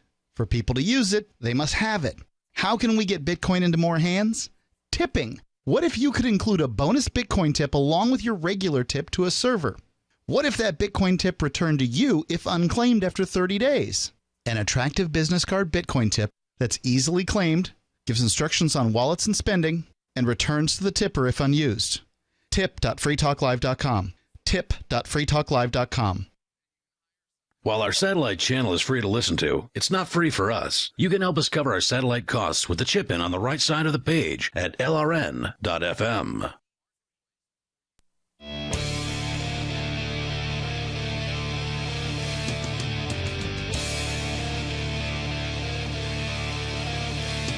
It's Free Talk Live. Dial in toll free and join us on the radio waves here. The number is 855-450-FREE. That's 855-450-3733. We're talking about the insane drug sentences that are out there in the United States. One man spending 17 years in prison because he had a half an ounce of marijuana and 2 prior convictions for minor drug possession. They're calling him a so-called habitual offender, which, in my experience, is one of the most dangerous statutes that can be on the books for peaceful people who've never actually hurt another person. Right. I think that, what the habitual offender statutes, I don't think really do anything for justice. No, they just put people in prison cells for long periods of time. Right. So, I mean, who do these work for? So if you... The prison industry. If you have somebody who does bad things, right? Mm-hmm. Arsonists, rapists, murderers. Habitual offender status usually is conferred to people that have 3 separate incidences, yep. Usually sentencing in between. There have been some abuses. Usually, most of those have been solved. So you have to have been tried, convicted, released. Tried, convicted, released. And tried, convicted, and then sentenced. In order to be a habitual offender, and this is sort of an important aspect. But if you're talking about rapists, murderers, arsonists, the sort of people we think of as criminals, then those people are getting, if you've killed 2 people, you've got a life sentence, right. Okay? I mean, that's taken care of. Right. If you've set a building on fire, gotten out, set another building on fire, chances of you getting out before you get Social Security, very slim. I don't think you need to have a statute telling judges that they have to sentence people harsher if they've been convicted multiple times. Most judges will do that. Right. Especially now, so what we're looking at is burglars and a variety of... I know a guy. Here in New Hampshire, people go to prison for habitual offender for driving. Yeah. And it's small stuff, and burglars would probably be the highest of these. Now, I have a friend who is has habitual offender status in 2 states for burglaries. He's got a crack cocaine problem. He gets depressed. Surprise. He gets depressed. He decides the best solution for that is smoking a bunch of cocaine. The best way for him to get more is to break into businesses. Most burglars are likely drug addicts. Yeah. And I couldn't say, what young people are like, but, he has not solved his problems. Mm-hmm. There's no doubt about it. And I kind of feel like something could be done besides incarceration for this guy. I mean, I'm not saying that... it's expensive to throw somebody in prison for half a decade for burglaries. And perhaps there's a way to better use that, call it $250,000 for incarceration. I mean, look, I don't support forced treatment, but even that's better than forced incarceration. Yeah. If you're going to spend $500,000 on somebody, that could buy them, a nice little treatment program for their He's been drugs. through more than one state-run treatment program. He just, didn't work. Yeah, didn't work. Well, and again, that's one of the reasons I opposed forced treatment. I mean, just beyond the reason to oppose it because it's forced. I mean, as a libertarian, that's why the primary reason why. But also, it doesn't have an effect on people who aren't ready for treatment. If you like the cigarette smoker, you don't quit cigarettes unless you want to. You have to really want that. And the same thing's true for treating people for drugs. If you're ready to stop using drugs and ready to go into treatment, then it might be more likely to actually assist you. Whereas if you're just going in because you got caught with some drugs and a judge decided that a forced treatment program is better than jail, okay, fine, it's better than jail, but not much. Because you're forcing that person into treatment. They're going to resent that to some extent. They're going to not be dedicated to the process like somebody who's actually checking themselves into a clinic. Yeah, I think that in my friend's case, probably the best bet would be to force restitution. Look, you stole whatever, you broke some things, there's some punitive damages that are involved. That makes sense. And what you need to do is you need to go to work for this person. We're going to pay you the equivalent of minimum wage, and you're going to work for these people to pay this off. And then rather than spending all the money on incarceration and all this stuff that doesn't work, then... Well, that presumes the victim would actually want to employ the person. I think that that's true, but at the very least, he could, pay it off. I think he could work for anybody and take a chunk of his pay. Yeah, I think that the victim would probably want him after they've had him for a while, because he's a really good guy until... I see what you're saying. These problems occur, and they always seem to occur when something happens. The last time his father died, and spirals down into depression, and so on and so forth. Let me give you a little bit more here. Corey's story is about the real waste of human lives. This is the guy sentenced to 17 years in prison for possessing half ounce, of marijuana in New Orleans. It's let alone taxpayer money of arrest and incarceration for personal drug use, said Borden. He could be making money and providing for his family. But Ladd's treatment is far from the harshest drug possession sentence uncovered by the ACLU and Human Rights Watch researchers who conducted analyses of arrest and incarceration data from Florida, New York, and Texas. In Texas, for instance, 116 people are currently serving life sentences on charges of simple drug possession. Oh, my God. 7 of those people earned their sentences for possessing quantities of drugs between 1 and 4 grams. You got to be kidding. Or less than a typical sugar packet. That's because Texas also has a habitual offender law, allowing prosecutors to seek longer than normal sentences for people who have 2 prior felonies. Quote, in 2015, more than 78% of people sentenced to incarceration for felony drug possession in Texas possessed under a gram. Almost 8 out of 10 people sentenced for felony drug possession had less than a gram of those drugs in Texas. It's insane. These are real people with real families. Right. And it's insane. Eric is in Florida. You're on Free Talk Live with Ian and Mark. Go ahead, Eric. Good evening. How you doing, gentlemen? Welcome, sir. You're on the air. Okay, I'm calling. I'm really happy you guys have brought up the failed war on drugs. Yes, sir. And I know this is kind of a bedrock libertarian issue, but I actually think we need to keep pushing because we're at the cusp right now of being able to change this. And the statistics that you were mentioning, and the way the war affects minorities, isn't something I hear a lot in the libertarian community. Mm-hmm. Okay, and that's fine. We don't have to, people are people, but we have to come to, I believe, we have to come to an understanding that this is like a form of slavery. Absolutely it is, because a lot of those people who are being sentenced are also working in prison at a fraction of minimum wage. Right, and it's gone beyond race now. I mean, obviously, we have huge problems.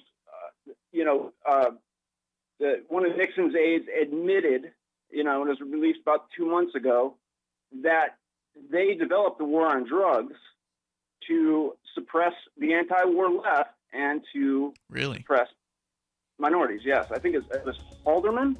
That is very interesting. I hadn't seen that story, but it doesn't really surprise me that there are these undercurrents of evil underneath this war on drugs. Stand by, Eric. I know you had more you wanted to share. Our toll-free number here is 855-450-FREE, 855-450-3733. Coming up, Hillary emails. What are they revealing? We'll share some of that with you. Of course, if you've found out, we haven't looked through all of them, and I suppose you haven't either, but if you want to share yours with us, please do.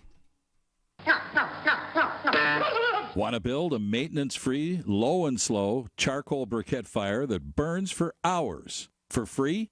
MeatMastersRadio.com will show you how to build a low-temp charcoal fire that's guaranteed fiddle-proof. It's easy and free. MeatMastersRadio.com teaches charcoal barbecue skills on new topics every week. Go to MeatMastersRadio.com. That's MeatMastersRadio.com.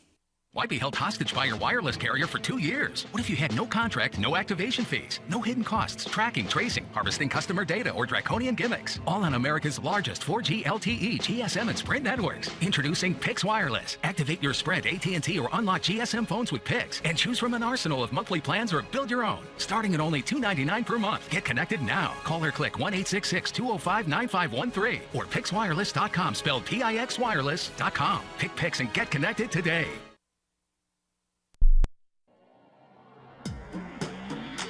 Free Press Publications is an independent, alternative media and publishing company founded in June 2009 with the mission of ensuring a free press for the freedom movement and is committed to spreading the message of peace, freedom, love, and liberty.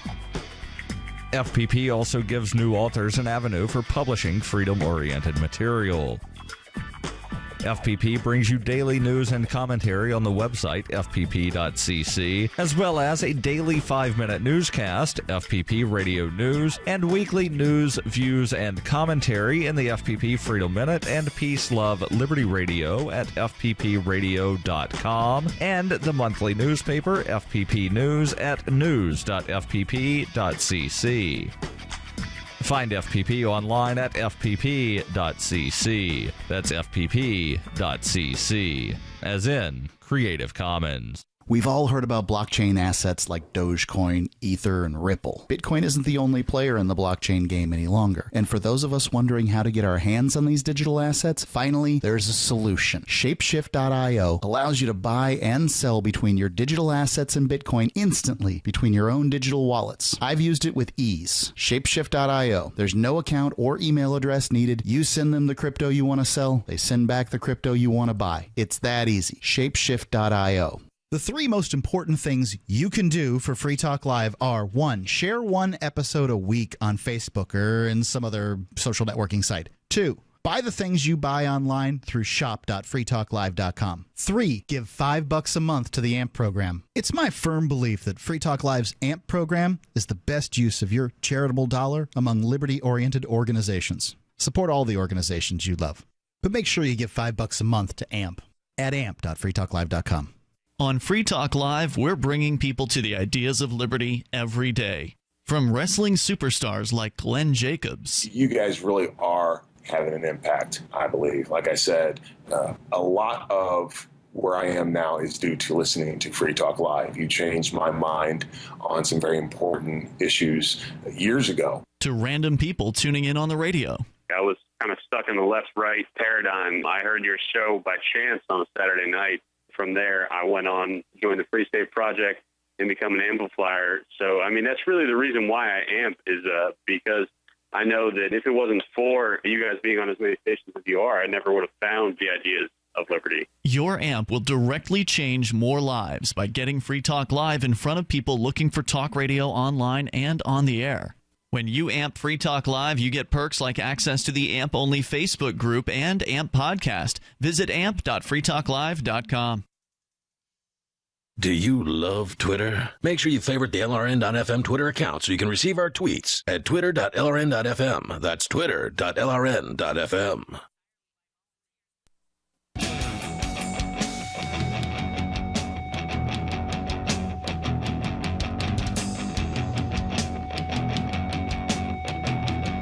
It's Free Talk Live. And, of course, you can take control of the airwaves here. Our toll-free number is 855-450-FREE. That's 855-450-3733. What's that, you say? You haven't yet started your own blog or website? We're in the year 2016, and you're still just thinking about it? Or maybe you've been on the fence because you're just a little intimidated by the process? I think that's true for a lot of people. Well, guess what? HostGator, one of the top hosting companies out there, is offering a special deal to Free Talk Live listeners. And it's a even better deal than I expected it to be. 50% off of their regular hosting prices. You can go and get that deal by going to HostGator.com/FTL. But the pricing may not be what's holding you back. It might be that intimidation factor. Well, in that case, HostGator makes it easy to host your own website or blog. They've got a simple one-click, easy installation for WordPress. Normally, I got to hire somebody to install WordPress. They do it in one click. They've got a 24/7 over-the-phone or live chat tech support and very intuitive and user-friendly control panel that puts the power of creation and the simplicity of use into your hands. HostGator also has 99.99% uptime rating, so you don't have to worry about outages. These guys are pros. They've been actually advertising with Free Talk Live for a number of years, and they're back, which I'm excited about. HostGator.com/FTL. If you want the special deal, that's the way to get it. Go ahead, just go to HostGator.com and compare the prices. I mean, it's incredible. 50% off their regular the 50% prices. off is an amazing deal. I don't know how long it's going to last or how long they're going to offer that to us, but now, if you go to the front page of their site, you'll see they're offering 20% off to just the average walk-up customer. Yeah, anybody can wander up and get 20% off.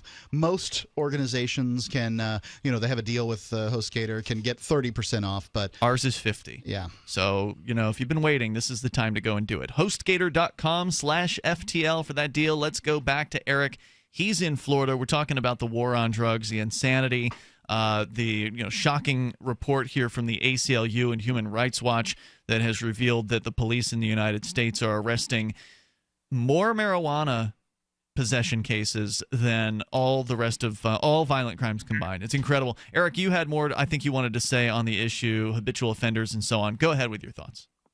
Yes, I did. And actually, you bring up a good point. I mean, here we've got the ACLU, right, and other, non-governmental agencies and organizations bringing this up when the Justice Department knows this, okay? The law enforcement community knows this, and they have tried to suppress it for a long time. We've got to get these statistics out there because it's shocking. And it's a waste of money, and people are dying and losing their lives. It's disgusting. I wanted to go on to this is like something that really gets me, okay? I'm a veteran. Now, I made a mistake when I was young. I joined the Marine Corps, okay? I'd been a punk rock anarchist as a kid, okay? But I needed to go to college. I had a bad childhood. Things were rough, right?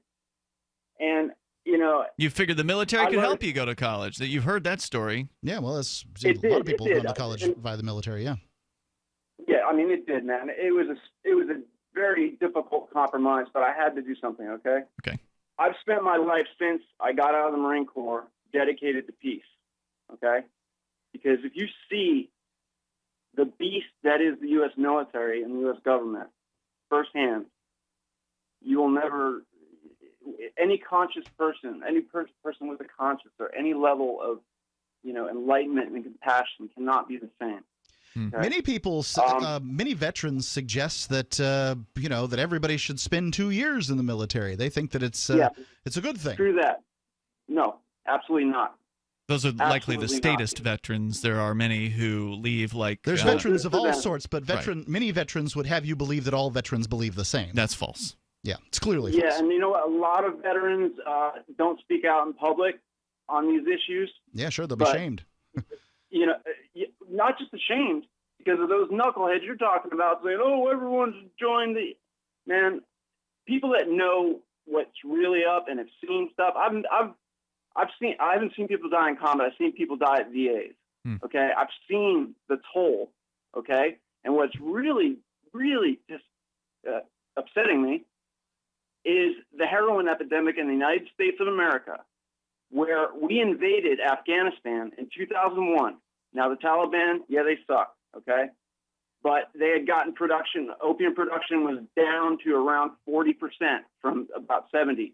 In the 15 years we've been there, Afghanistan is now the number one producer of heroin and opium products in the world, okay? I know people that have guarded the fields, okay? 90%. There's no... You can look there. I think it's like World Health Organization. 90% of heroin in the world now comes from Afghanistan. Who controls Afghanistan? Well, the United States are its puppets. Okay. Yeah, and I don't want to sound crazy. The deep state kind of issue that's even beyond that. That they did in Vietnam, okay? They did it. The British did it in China with the Opium Wars. Okay, but they have increased production. Is now up. Last number I looked, it was in the high 80s. Okay, incredible. And yeah, and we have an epidemic in the United States of America. And listen, man, I went through my thing with dope. I'm not gonna lie. Okay, but I got clean. Okay, that was a long time ago. I watched this happen from 2003. I was in New York City and Brooklyn, where some of the worst heroin stuff is, okay? And I watched the influx, just more and more product, and then the suburban kids, and then it changed, man. Dope used to be an inner city thing, and that's where I was getting what I was talking about with Nixon and Haldeman and those guys that started this war on drugs or adapted it from the UN, okay? They have traditionally used narcotics to subjugate. So let me rebut this for a second. Now, people oftentimes what people will say is that, well, of course there's soldiers guarding opium fields in Afghanistan. We need opium poppies to produce legitimate drugs like morphine and whatever these other opiates are out there, and there's a great deal of them. I suspect those opium fields are not owned by Pfizer or other legitimate drug companies. Pfizer does it. In order to distribute orange juice, do I need to own orange fields? Tropicana. Okay, what do you say to that objection, Eric? I'm not. I got you, and that's an excellent point. And here's I'll disagree with that point. Okay, the United States already has the largest supply of morphine in the world. Another fact you can look up. It's held at Fort Knox. Okay. The United States government has a humongous amount of morphine, okay? There's no morphine shortage, okay? Mm-hmm. This is not being used. Most of the synthetic narcotics that you're talking, not synthetic, either hybrid synthetic or, oxycodone, which is an oxidized codeine derivative, or hydro, which is a water process. Those narcotics have created. You know what I'm saying? It doesn't take an increase in opium production in Afghanistan and our soldiers dying and fighting. Okay, this is how the what I call the deep state funds itself. Okay, they have been smuggling dope in this country for decades. Yeah, for decades. Great call, back Eric. To the British Empire. I appreciate hearing from you tonight, man. Thanks for the personal experience. I really appreciate it. Thank you. Toll-free number here tonight, 855-450-FREE. That's 855-450-3733. I got to agree with him. Even if it turns out that this objection that you bring up is true. Let's say that these poppy fields that are being guarded by the U.S. military are in fact being used to manufacture legal drugs through the legal process. It still doesn't justify using the U.S. military for those purposes. If that's true, then let Pfizer or Merck or whoever the hell it is that's I don't know who it is that makes morphine, but let these companies go and secure their own poppy fields and pay whatever the cost is to do that, to buy the the poppy from these people, rather than using U.S. taxpayers to subsidize it. Agreed. I don't think there's any evidence one way or the other for it, but it's that's what people argue. Toll-free numbers 855-450-FREE. This is Free Talk Live. All right, listen up, because this is the most important thing you're going to hear all day. What if I said you could make money flipping houses without any cash, credit, or manual labor? And what if I said you could do it part-time from the comfort of your home? Sound unflippin' believable? Hi, I'm Preston Neely, and I'm going to prove it by sending you a free copy of my smash hit selling book, How to Get Rich in Real Estate. It sells online for $19.95, but I'm giving away free copies this week. To get one before they're gone, call 1-800-960-4295. I used to be so broke, I had my electricity shut off 9 times, but I figured out a simple way to make money flipping houses without even breaking a sweat. Now I'm living the good life, and so should you. Listen, if you're sick and tired of stressing about money, this book could change your life. Hands down, it's the fastest, easiest way to get started in real estate. Let me prove it. Call right now to find out how to get your free book. When they're gone, they're gone. Call 1-800-960-4295. 1-800-960-4295.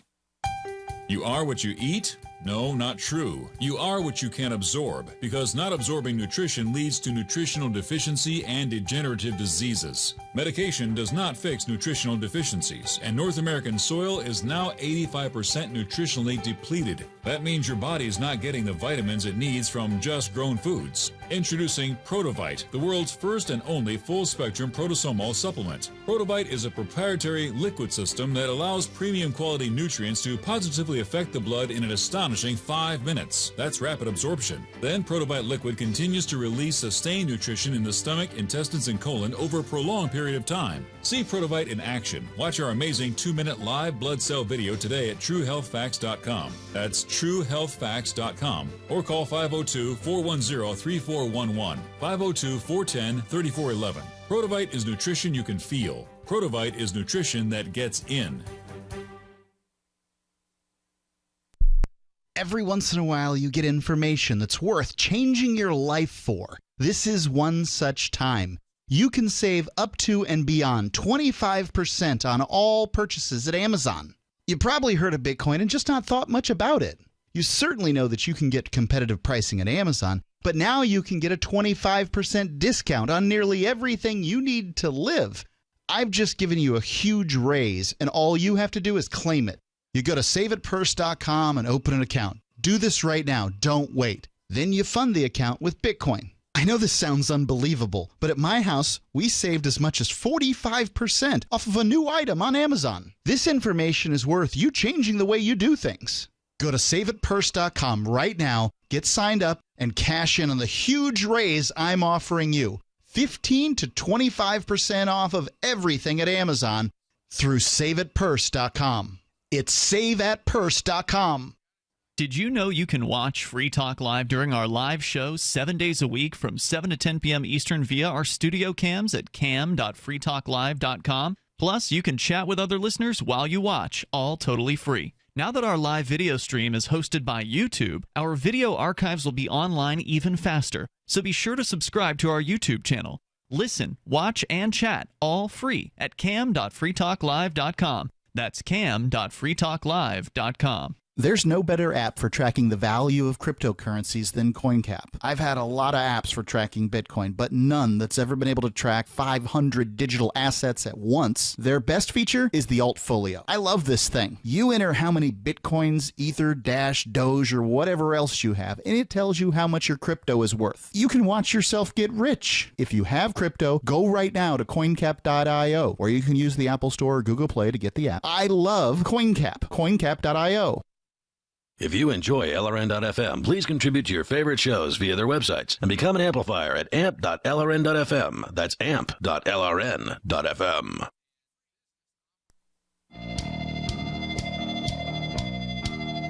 It's Free Talk Live, and you can bring up anything that you want right here, toll-free, 855-450-FREE. That's 855-450-3733. Hillary emails. People have been digging through those things, and there's one of them that is pretty outrageous. We'll get to that here in moments. And, of course, you can take control of the airwaves. 855-450-FREE is our toll-free number. And if you're not going to sleep on MyPillow tonight, you are missing out. MyPillow, I'm talking about the brand, not my actual MyPillow. MyPillow.com is where you can go to get it. Use code FTL, and you'll get it at half off. One for half off, or two for the price of one. It's a special offer for Free Talk Live listeners at MyPillow.com. It's a great pillow. In fact, you can even wash and dry this thing in your washer and dryer, which it's designed for that incredible feature. But it's a great pillow because it actually is designed to fit to the shape of your body and hold your neck in the proper position. This one purchase might actually solve some sleepless nights or some pain that you've been having. You won't know until you try it. And you got a 60-day guarantee. So they're so proud of this product, they think it's going to work for you, that they'll give you your money back if you, for whatever reason, think it is not the best pillow that you've ever used. So you got 60 days to figure that out. That should be more than enough time. You'll probably know within the first week whether or not this is a great pillow. So try it out for yourself. MyPillow.com, code FTL, gets you the special offer. Again, MyPillow.com, code FTL. And by the way, there's also a 10-year warranty on the product as well. So again, they stand behind their product at MyPillow.com, code FTL, as we continue here. The news about the Hillary emails. Now, there's been a number of stories. There's the stories about the Hillary emails that, of course, they've been released this week by WikiLeaks, where some of the Hillary and her staffers are insulting Bernie Sanders and his supporters, and like trying to throw them a bone so they'll get behind the Hillary campaign. It's sort of the backroom negotiations that go on within a political party. And those are kind of what you would expect to see when somebody's emails are released. I agree with you, but the idea that we expect to see the Clinton campaign stealing the Democratic nomination does not make the stealing of the Democratic nomination acceptable. And by stealing, what I mean is twisting the system in order to get to get favor. So this Kaine guy steps down. She puts Wasserman Schultz goes in. Wasserman Schultz does basically everything that she can without getting thrown in jail to get Clinton the nomination, and twists the playing field, unlevels the playing field. I think that most people would clearly say that the nomination for president was not fair and level. Right. It was clear before the emails were released that was the case, but now it's crystal clear for anybody who doubted it. And people just are dismissing it. Yeah. This lady who, now you want me, in order to save Western civilization from a man who's literally Hitler, I need to vote for this lady who just stole a nomination. Screw you. That's all I can say. Like, if this is the best you can give me, screw you. It stinks, and you will not get me to participate. I do not have to vote for one of these two people, and I will not be voting for one of these two people. No, I don't want the philanderer or the guy that the woman that protects a philanderer. I don't want either. So, in addition to the Bernie Sanders stuff and sort of the internal party politics, there's also been emails coming out that show the intimate relationship that Hillary and her staffers have had with members of the media, basically working with certain big media people to ensure as much as possible that Hillary will get the nomination and that she's getting coverage and positive coverage. So that was some of the other emails, some of the other headlines that have been out there about this. But I think one of the more important ones that I've seen so far, and again, there's more coming out. It's not over yet. We still got, almost a month to the election. Yeah. I don't even. You're going to need another October surprise to surprise me after this. Yeah, one of the more important ones, I think, is this report from Salon.com, which is in no way an anti-Hillary website, right? No. Salon's a lefty website here, but they're reporting that a recently leaked 2014 email from Hillary Clinton acknowledges, citing Western intelligence sources, that the U.S.-backed regimes in Saudi Arabia and Qatar have supported ISIS. Yeah, that's right. The same ISIS that the U.S. government is, making out to be this great enemy of the United States is being supported by the very same allies of the United States. Let's not forget that those allies have contributed greatly to Clinton's campaign. I think it's at something like 20% of her campaign funding or something, as some people have claimed. I don't know, but certainly they've many of the hundreds of millions of dollars that Clinton possesses came from these people. Quote, "We need to use our diplomatic and more traditional intelligence assets to bring pressure on the governments of Qatar and Saudi Arabia, which are providing clandestine financial and logistic support to ISIL and other radical Sunni groups in the region," says the document. This adds to a growing body of evidence that theocratic Gulf monarchies have helped fuel the surge of extremist groups throughout the Middle East. Another newly released email from January of this year includes an excerpt from a private 2013 speech in which Clinton acknowledged that, quote, "the Saudis have exported more extreme ideology than any other place on earth over the course of the last 30 years. In that same speech, Clinton noted that she wanted to pursue a more robust covert action trying to vet, identify, train, and arm cadres of rebels in Syria that would have fought both the government of President Bashar al-Assad and the al-Qaeda-related jihadi groups that have unfortunately been attracted to Syria. She did add, however, that, quote, "that's been complicated by the fact that Saudis and others are shipping large amounts of weapons and pretty indiscriminately, not at all toward the people or targeted toward the people that we think would be more moderate, the least likely to cause problems in the future." No, the Saudis are bombing the hell out of the Yemenis. So, whatever. And, of course, the libertarian answer to this is to stay the hell out. This was it Thomas Jefferson, I think, famously called for? The Entangling Alliances? Yeah. That's George Washington. Oh, was that Washington? I get those guys mixed up sometimes. But still, a good quote nonetheless, that the U.S. government should stay out of entangling alliances around the world because, it just ends up funding more evil. The U.S. did it for a very long time. It was really just sort of, Teddy Roosevelt and that era when they began to essentially decide they were going to be an empire. At the end of the age of empires, the United States needed to be an empire. And, they did that with, not much success until World War II. And then they established this new idea, more like influence as opposed to just the ownership of other nations. So most nations are sort of happy, they're fine with the influence of the U.S. and that kind of thing. But in the Middle East, where these people have never really had self-rule, it went from the Ottoman Turks into the Western powers deciding who's going to be in charge of what, where, and that sort of thing.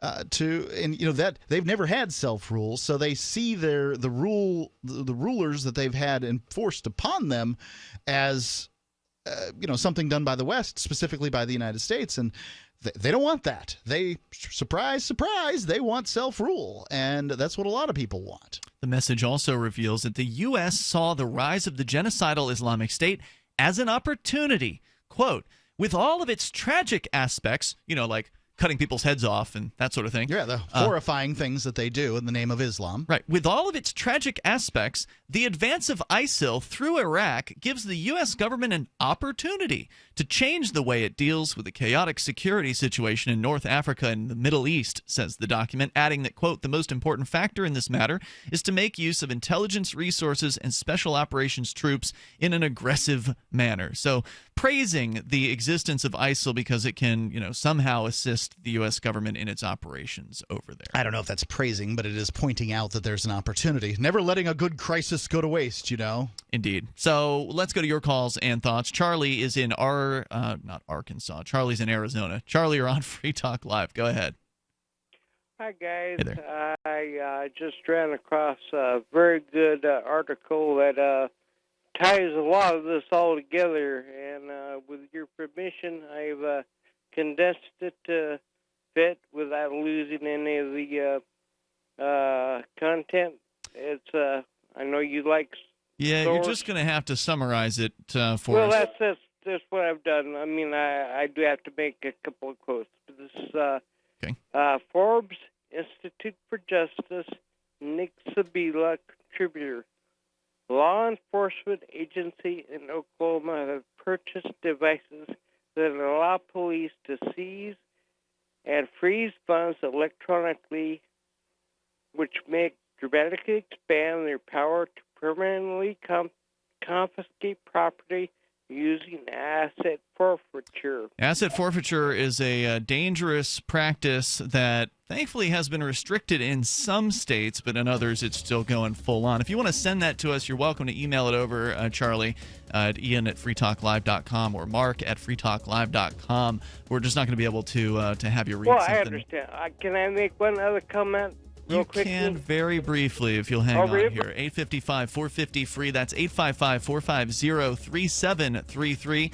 Hour number 3 is on the way. And, of course, you can bring up anything that you want. An outrageous story about a dad and his daughter sexting coming up. For Bitcoin to be ubiquitous, people need to use it. For people to use it, they must have it. How can we get Bitcoin into more hands? Well, tipping might be a great way. What if you could include a bonus Bitcoin tip along with your regular tip to a server? What if that Bitcoin returned to you if unclaimed after 30 days? An attractive business card-sized Bitcoin tip that is easily claimed, gives instructions on wallets, spending, and returns to the user if unused? Tip.freetalklive.com. Tip.freetalklive.com. You've said it yourself. We need a healthcare system that focuses on health, not sickness. Health insurance pays for treating sickness but gives you nothing for being healthy. There's a free market healthcare company that gives you freedom from health insurance. They give you a proactive health assessment daily, no charge 24-hour access to doctors. Check them out right now at healthexcellenceselect.com. Any kind of doctor, traditional, integrative, chiropractic, acupuncture, and massage.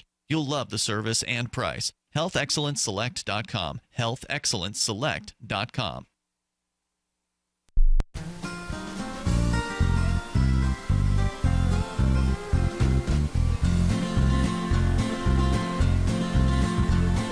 On the second Saturday of every month, the Texas Republic Congress meets in a joint session.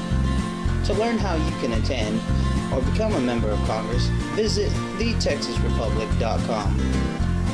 And together, we can liberate Texas.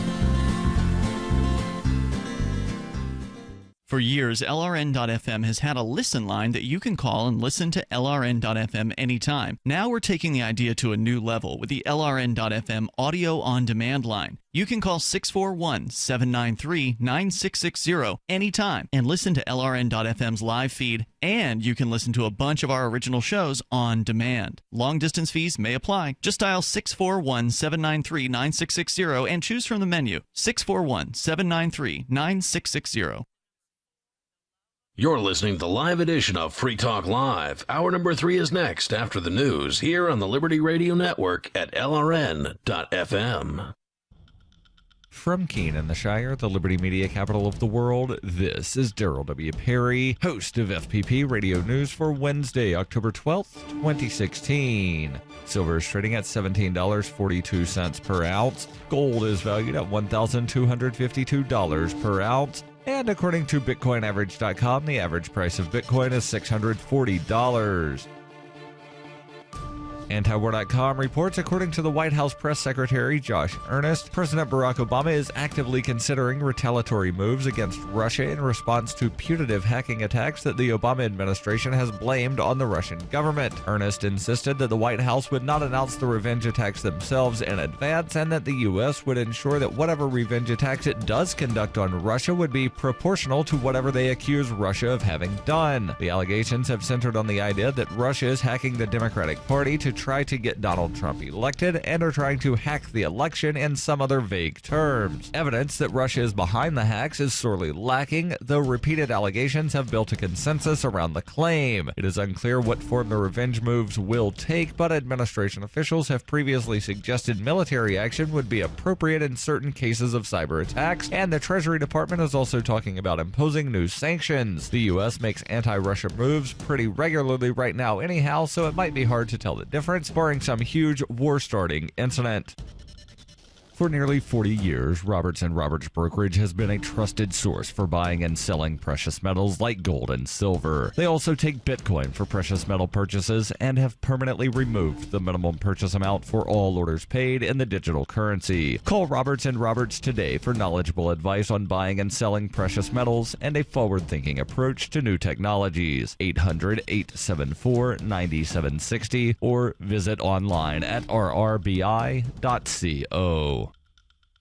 UPI reports an independent U.S. government labor agency believes that college football players are effectively statutory employees of the schools they play for and that some restrictions placed on them are illegal. That was the conclusion reached by the National Labor Relations Board in a memorandum drafted last month concerning student athletes at Northwestern University's football team. The NLRB said Northwestern must eliminate such unlawful restrictions on athletes, such as bans on social media communication, speaking with media, and discussing health and safety issues. The memo, however, may only apply to private universities since the National Labor Relations Board only has authority over private employers, which public schools are not. The board in August made a similar judgment concerning graduate students on private campuses. There are 17 private universities in the Football Bowl subdivision, the sport's top level, including Notre Dame, Stanford, and the University of Southern California. The Labor Board's position could mostly affect players' use of social media. Many schools have prohibitions on player communications via social media channels during the football season. Northwestern once had a policy barring players from speaking to media on their own. The NLRB's new rules, though, would invalidate a restriction like that in the future. Though the NLRB concluded that collegiate athletes are employees, the memo does not address the issue of financial compensation.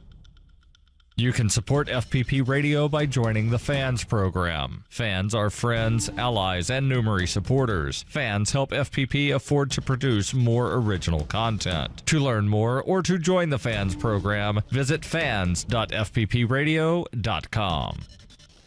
Reuters reports federal prosecutors said on Tuesday that they will seek a criminal contempt charge against Maricopa County, Arizona Sheriff Joe Arpaio, known for his tough stance on illegal immigration and for violating a court order in 2007 against racial profiling. John Keller, a trial attorney with the Public Integrity Section of the U.S. Department of Justice, told Judge Susan Bolton in a U.S. District Court in Phoenix that Arpaio, who did not attend the hearing, should be criminally charged. Keller said they are seeking no more than 6 months incarceration for the 84-year-old sheriff, citing his age and other factors. Bolton directed Keller to file a formal complaint against Arpaio by Wednesday. The case centers on U.S. District Judge Murray Snow's ruling that Arpaio intentionally violated a 2011 court order barring the sheriff's office from stopping and detaining drivers solely based on the suspicion that they are in the country illegally. Those stops continued for another 18 months. In August, Snow recommended Arpaio face criminal charges for ignoring the court order arising out of the judge's ruling that the sheriff and his deputies were guilty of racial profiling of Latino drivers. The case was assigned to a different judge after the recommendation. In a statement, Arpaio blasted the Department of Justice under Barack Obama, charging that it was trying to influence the outcome of the November 8th general election. This has been FPP Radio News. Online at fppradio.com. People are saying it could be a baby bump. Our senior celebrity correspondent, Tyler, is here. Tyler, you always have the inside dish. What's the deal? She looks like she got fat, so she might have a baby in her tummy. Oh? What else have you heard? I heard she has a boyfriend, and they have sex. That's right. You know, the Hollywood couple vacationed in Rome together just 2 months ago. They had a big hotel room, and I can tell you what they did in it. Spill it, Tyler. He put his penis in her vagina. Hot. She is one lucky gal. And she's going crazy. Uh-oh. Is stardom starting to wear on Emma? Yeah, she's crazy and dumb. She put a carrot in her vagina. Whoa. Do tell. Yeah, she said, oh, this carrot's like my boyfriend's penis. I'm gonna rub it all over my vagina. I'm so gross. Then she ate it like Bugs Bunny. What a hot mess. Hey, Emma, get it together, girl. Tyler, you are breaking news as always. This is the Onion News Network.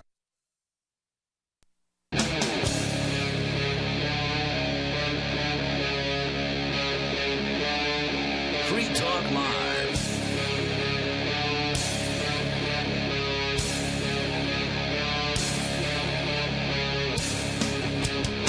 It's Free Talk Live. Dial toll free here, 855-450-FREE. That's 855-450-3733. Joining you in studio tonight, it's Ian. And Mark. And, of course, you can join us online anytime you want. Just go and get interactive over at freetalklive.com, which allows you to actually create the content. So the stuff you see there on the front page of that site, it's all free. You can just go there and get interactive. You can actually upload different content. So what you find on the internet that you want to share with us, maybe possibly get it on the air, on the radio, you can just submit it right there to the front page via the Reddit-based system, and other listeners can vote as to whether they like or dislike your suggestion. So go there, get interactive, It's free at freetalklive.com. Coming up, Mark, you've got a disturbing story about a teenage girl who was sexting, which is not uncommon for young people to do these days. Yep. And dad found out about it. He decided to go to the police. Well, they ended up arresting the dad this time around.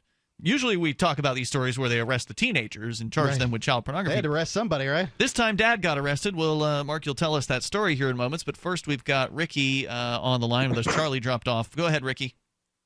Yeah, I'm here, Ian. How you doing tonight? You're on the air. Go ahead. I just pull you out of my pocket. Thanks Well, for doing that. I've been I don't want to be in sitting there. here, and I mean, I think at this point you probably understand my point of view of this whole election. I just want to It's give actually pretty everybody hard to understand you sometime, but let me see if I can summarize. You support Hillary Clinton. Absolutely, she's my girl. Now, a couple tips here, campaign tips from Ricky. Now, I've been campaigning for her over the past year. I'm an enemy of the state. I got all kinds No, you're of not, sir. You cannot say you're an enemy of the state and at the same time support someone who is an arch statist like Hillary Clinton. I tend to disagree, and there's things I know that you don't, brother, but that's okay. She's secretly an anarchist. Are you there in central Pennsylvania with all the memos and you know what's going on kind of thing? No, I'm actually not in central Pennsylvania, northeastern Pennsylvania. And I will say this, I'm going to be running in Northampton County for a representative seat in the future as a Democratic Republican and an anti-federalist with a 45 on my hip. Well, you're going to get a lot of Democratic votes that way. You're damn straight I will. Okay. Uh-huh. Okay, go on. I wanted to give you some tips on. Now, one of the things I've been noticing after this whole thing falling apart is what you do with a Trump supporter, very simple when I'm out campaigning. And I did it. It gets a great reaction. You just walk up to him, right? You just, hey, how you doing? And you can tell a Trump supporter pretty easy. You just walk up to him and go, hey, does that sound familiar? And they will just start to spaz. Now, you know what my concern is, Mark and Ian? See, the problem that I'm worried about is after Trump loses, and I knew he was going to lose ever since July. Well, it didn't take a genius. He's the only one that Hillary could beat. I mean, any other Republican that had gotten the nomination, she was going to have a hell of a time with. She is the most hated person in America, next to Trump, I suppose. One thing you got to remember, Mark, is people are full of crap, you know? They say that, but they don't really mean it. They just want other people. A lot of people just want people to hear that. See, this is why I have a great solution to fix the whole integrity of the vote. Oh, great. I want to hear it. Yeah, let's hear that. Solutions. Okay. I like that. Okay. Now, this was a problem that we experienced here in the Commonwealth a couple years back, I will tell you, because you had your New Yorkers and New Jersey. And what they were doing is we only had to do it for 1 year, kind of like Sarah was talking about, like they were doing down in New Mexico at a point. We only had to do it for a year till it chilled out because they were trying to vote in both places. Now, I got a solution to all of this and people voting because, you know, Fred's voting or Bill's voting for that person. Here's what you do. Very, very simple. Now, don't get me wrong. You're probably going to yell at me, but I believe in Jefferson's good government. I still believe that's possible. Get to the solution. The simple solution.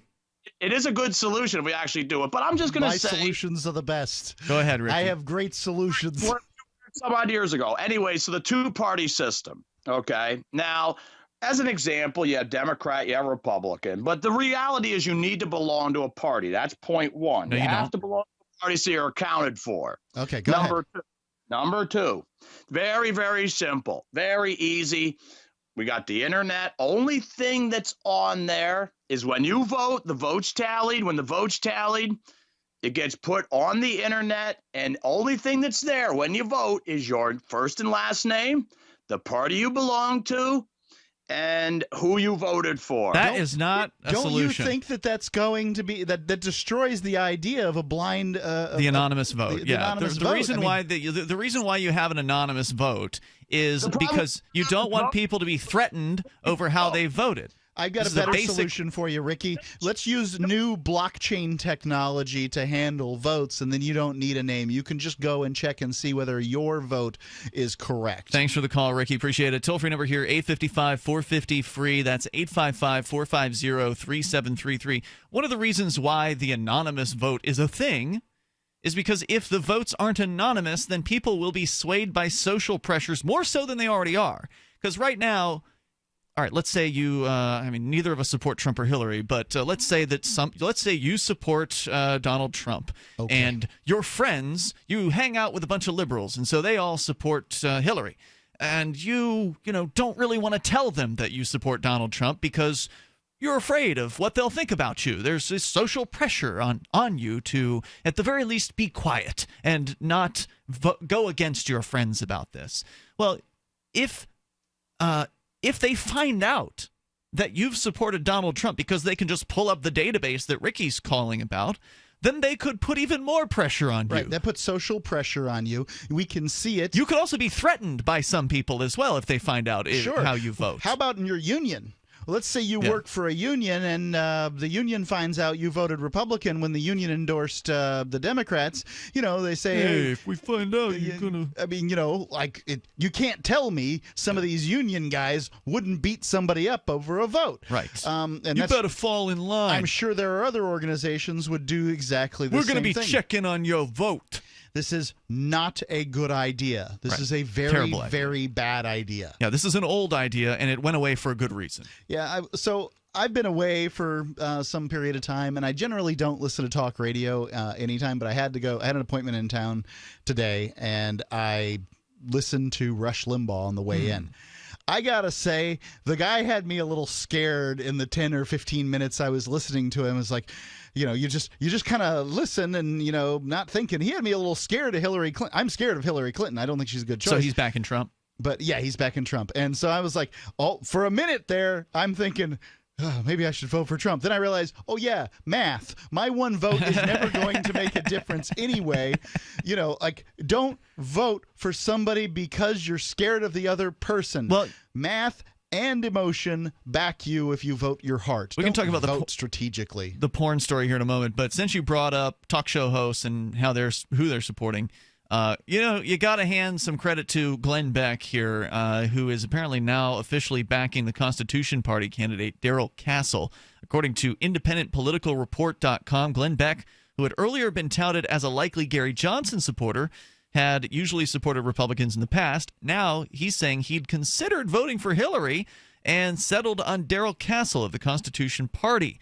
Beck is a convert to the Church of Latter-day Saints, a.k.a. the Mormons, which also owns Salt Lake City's Deseret News, which also just endorsed Darrell Castle.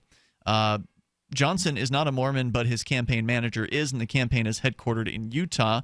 Johnson has been doing particularly well in the polls in that state, second only to his home state of Mexico. And Utah is described as a hotbed of never-Trump Republicans. Is also the home of LDS member Evan McMullin, another third-party candidate who's on the ballot in 11 states, including Utah. Castle is a Protestant, and his Constitution Party has in the past experienced infighting over whether LDS is a genuine Christian church. The hardline Protestants who opposed recognizing Mormons as fellow Christians lost that fight, and the largest and most active Constitution Party affiliate today, the pre-existing Independent American Party in Nevada, is dominated by LDS members. So it's interesting that the infighting within the Constitution Party is over religion, whereas... Of course it is. The Constitution Party should be called the Religion Party. It's a theocratic kind of party. I'm not surprised to see Glenn Beck embrace them, but at the very least, he's not voting for Trump or Hillary. And the fact that somebody with the renown that Glenn Beck, the number of radio stations, the television network that he has, is coming out in favor of a third party is a pretty, I would say, newsworthy note. Toll-free number here is 855-450-FREE. If you want to join us, 855-450-3733. This is Free Talk Live. Every once in a while, you get information that's worth changing your life for. This is one such time. You can save up to and beyond 25% on all purchases at Amazon. You probably heard of Bitcoin and just not thought much about it. You certainly know that you can get competitive pricing at Amazon, but now you can get a 25% discount on nearly everything you need to live. I've just given you a huge raise, and all you have to do is claim it. You go to saveitpurse.com and open an account. Do this right now. Don't wait. Then you fund the account with Bitcoin. You can buy them through expresscoin.com with a check or money order. There are other ways to get Bitcoin, but that's fast, safe, and easy. This information is worth you changing the way you do things. Go to saveitpurse.com right now, get signed up, and cash in on the huge raise I'm offering you. 15 to 25% off of everything at Amazon. through SaveAtPurse.com. It's SaveAtPurse.com. Are you happy washing your hands with harsh chemicals? Are you happy doing laundry with detergents? Are you happy paying high prices? Find your happiness with Pure Soap. These all-natural, earth-friendly Pure Soaps are the very best you've ever used. Buy in bulk. Get a 12, 36, or 48-month supply. Or get items individually and still save big. You're getting soap products twice as good as what you're using now. Earth-friendly and natural soaps. Your family deserves the best. Happiness is 5starsoap.com. Why not put your money up the drain for a change? See them at 5starsoap.com or call 1-800-340-7091 for a catalog. Cal Ben Soap Company can save you thousands of dollars and give you good old-fashioned real soaps that are triple concentrated. Soaps made from vegetable and coconut oils. See their full selection of soaps at 5starsoap.com. That's F-I-V-E starsoap.com. Or call 1-800-340-7091 for a catalog. Money, power, and respect are all yours at CreditSuccessSecretsRevealed.com. Be seen as an industry leader. You can do it. The last application you filled out when it was time to hit submit, did your nerves spike? You didn't get the approval you seek, but there's a better way. We teach you exactly what to place into the right systems the right way the first time so you get approved. Get up to $100,000 in instant business credit. Many people will get cash on the spot. Use those two tools in your new corporate credit engine so you can walk into the bank and get your project funded today. It's all about today at CreditSuccessSecretsRevealed.com. Credit Success Secrets Revealed is explosive and ignites instant results. Dial 1-800-707-8719. That's 1-800-707-8719. 1-800-707-8719.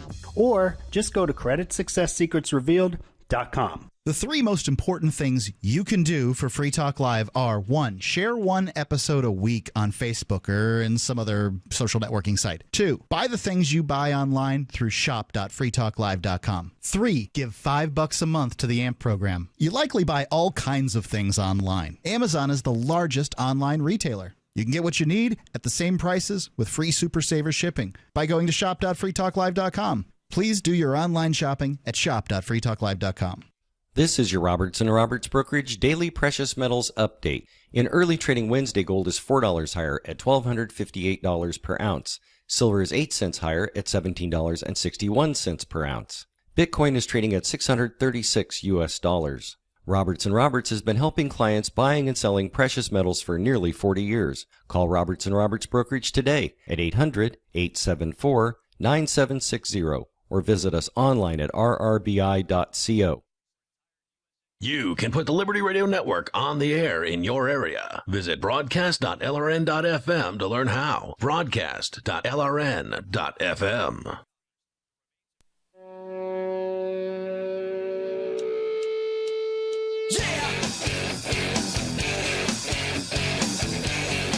This is Free Talk Live, and you dial in toll-free here. If you want to join us, 855-450-FREE. That's 855-450-3733. With you tonight, it's Ian. And Mark. We've got Skype as well.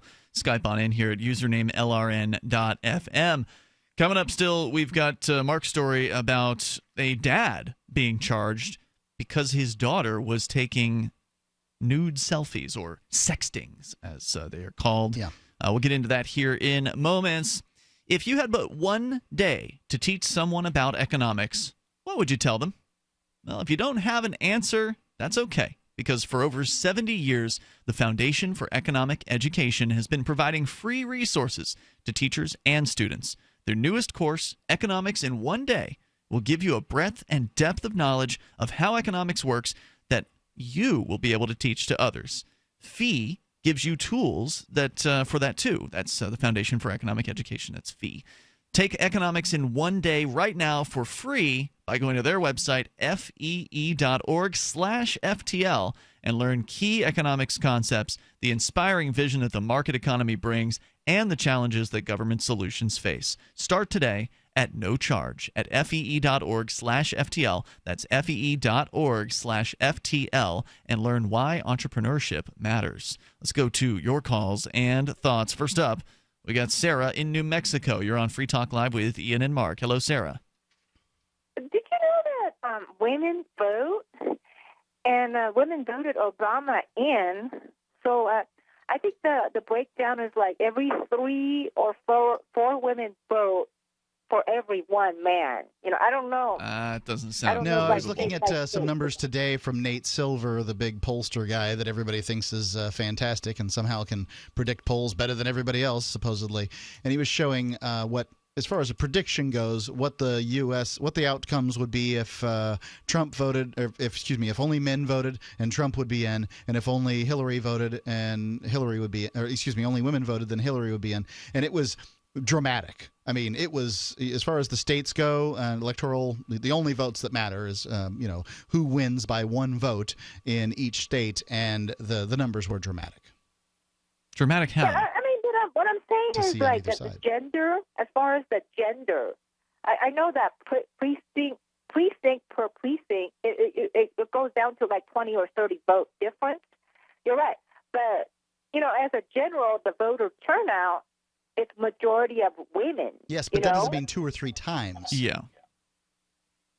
Well, I mean, what's the ratio? For every 2 women, there's 1 man? That would be I've a never huge seen ratio. That would seem unbelievable to me, but I don't know. It would be, somebody would have to look at the voter rolls and determine male or female, and I don't know how many voting registration forms actually indicate whether the voter is a male or female. Ultimately, that's not data that is necessarily, that's not necessary to allow someone to vote, whether they're male or female. So there's, you could probably identify based on the names, but still you've got names of some people like Tracy. Sometimes Tracy is a man, sometimes Tracy is a woman. So it would be hard to even really discern the true numbers just by analyzing the names on the list. I got some numbers here. Portion of eligible adult population who reported voting. By the way, this is just an answer that I got from Google, which is what anyone could do if anyone had this question. Sarah doesn't. She doesn't Google. She doesn't have internet. Yeah, it looks like reported voting. So 68.7% of women reported voting. 59.8% of men. So fewer than 10% more women voted than men. There you go, Sarah. Thanks for the call tonight. Let's go to Ralph. There are a few more women in you America know, than men.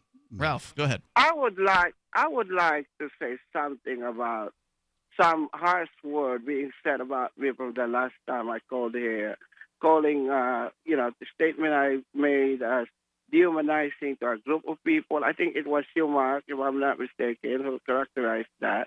I don't know. Probably talked about how black people. Dehumanization is what starts pretty much every atrocity. Go ahead. A dog, bark, a dog whistle. I know. I don't need to resort to that. Okay, the blacks are doing perfectly all right, dehumanizing themselves. Okay, blacks calling blacks. That's dehumanizing, isn't it? Okay. I'm blacks sure, killing Mark, blacks or calling blacks? Killing, murdering.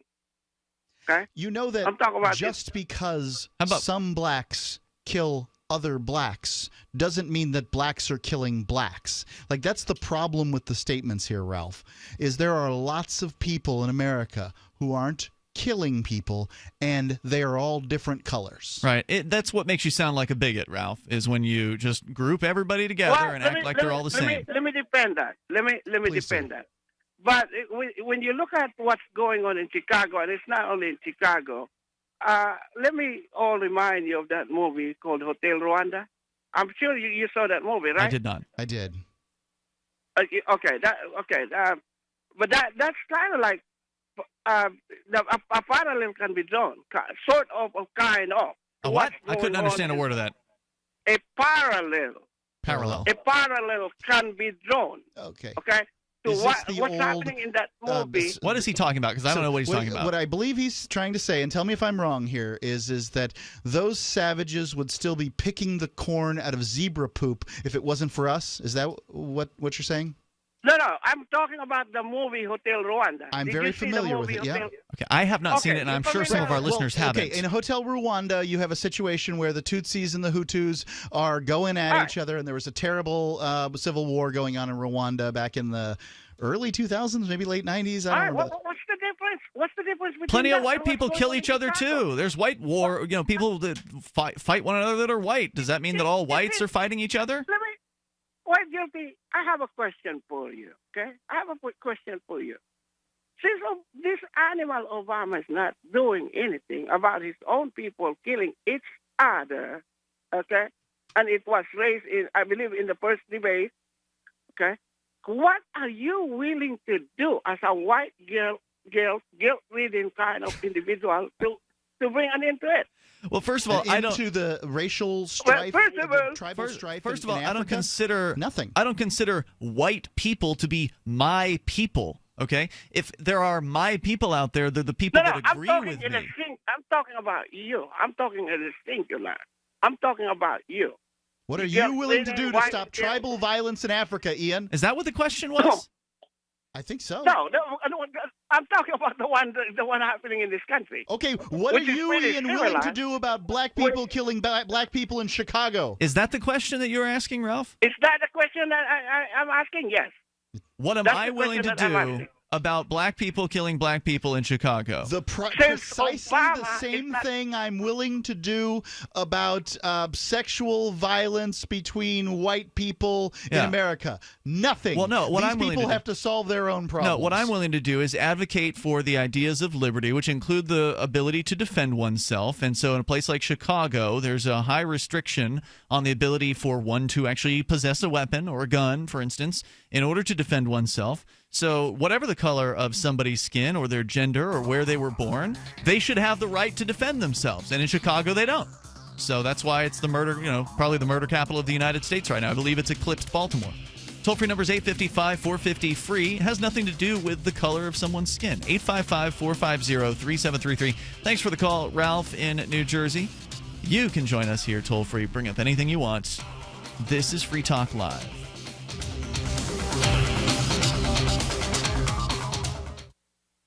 How confident are you in your food storage? If it was all you had to rely on, would it sustain your family? Hard times, good times, or any time, NuManna Storable Food is the proven superior choice. Learn for yourself what happened when one man ate only NuManna Storable Food for an entire month. Online at PowerPrepper.com. That's PowerPrepper.com. Experience the NuManna difference. American-made food storage I love to eat. Yum! ProPure water filters, making water great again. Taste and feel the difference with state-of-the-art filter technology. Pro 1 G2.0 and Pro Max filters are independent lab-tested to NSF standards. Choose from Gravity, countertop, pitcher, shower, and inline filtration products. There's a ProPure for you. Buy risk-free today. Visit your authorized ProPure dealer for details or ProPureUSA.com. That's ProPureUSA.com. Understanding your credit score is the first step towards managing and improving it. This is Charlie Sundstrom with your Van Dyke Mortgage Minute. The most influential component of your credit score is your payment history. Almost equally as important is the amount you owe on credit accounts. Also impacting your score, but to a lesser degree, are the length of time you've utilized your credit, the number of new accounts, credit inquiries, and your various types of credit accounts. To help achieve or maintain a healthy credit score, have a system set up to assure your bills are always paid on time. Don't max out your cards. It's better to have a high credit limit with a low balance. Never close old accounts. The age of these can actually help your credit score. But don't be afraid to use your credit. You need several accounts in order to have a credit score. Just keep the corresponding payments within your means. For your mortgage pre-approval and refi needs, start by visiting VanDykeMortgage.com. Corporate NMLS 3035. Van Dyke Mortgage is an equal housing lender. Charlie Sundstrom, NMLS 134251. Are you sick of government lackeys who say you didn't build that? Are you tired of elitists who think you need a government permission slip for everything? Everything you do is an A to B conversation, and the government should see their way out of it. Create true free markets by adopting the BIPCOT No Government License. The BIPCOT No-Gov license allows use or modification of any product, service, or software except by governments or government agents. Go to BIPCOT.org. That's Bravo, India, Papa, Charlie, Oscar, Tango.org. If you want to know the latest about Free Talk Live before we go on the air, all you need to decide is how you want it delivered. It's your choice. Visit news.freetalklive.com. You can get emailed announcements and participate in contests via our email updates list. Plus, we have a Twitter account that you can follow and a Facebook page where you can become a fan. So visit news.freetalklive.com to get news about Free Talk Live as soon as it's announced and the way you want it delivered at news.freetalklive.com. That's news.freetalklive.com. The Free State Project has reached its goal of 20,000 liberty lovers who've pledged to move to New Hampshire and get active to achieve liberty in our lifetime. Perhaps you're trying to figure out what part of New Hampshire should be your destination. If so, consider Keene. You'll find more than 150 reasons to move to Keene at move.freekeene.com. Keene is famous for its historic, publicity-generating activism, as well as being the liberty media capital of the world. It's home to freekeene.com, New Hampshire's destination for liberty activism, news, and opinion. For years, we've been compiling over 150 reasons to move to Keene at move.freekeene.com, where you'll learn about some of what's happening here and what makes Keene a great place to live. If you love liberty, you'll probably enjoy anywhere you end up in the Shire. But do your due diligence first. Please visit move.freekeene.com for the full list of over 150 reasons to move to Keene. That's move.freekeene.com. You can connect with the Liberty Radio Network via our Facebook page at facebook.lrn.fm. That's facebook.lrn.fm.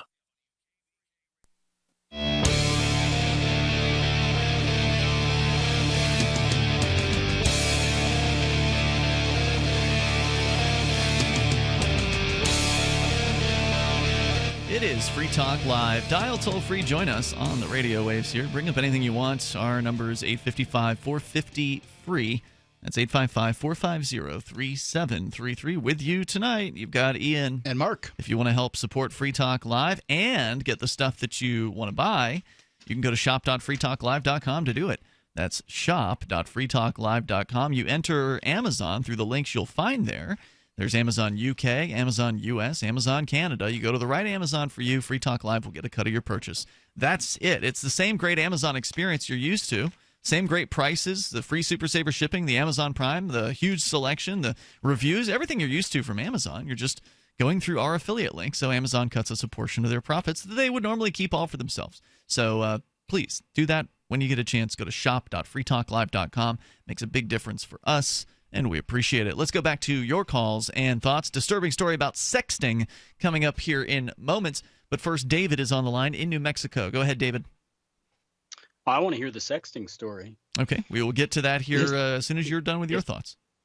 Yeah, just being silly. I want to continue on where we left off with a few moments of legal discussion on the rights of parents and children versus what our government thinks rights belong to it.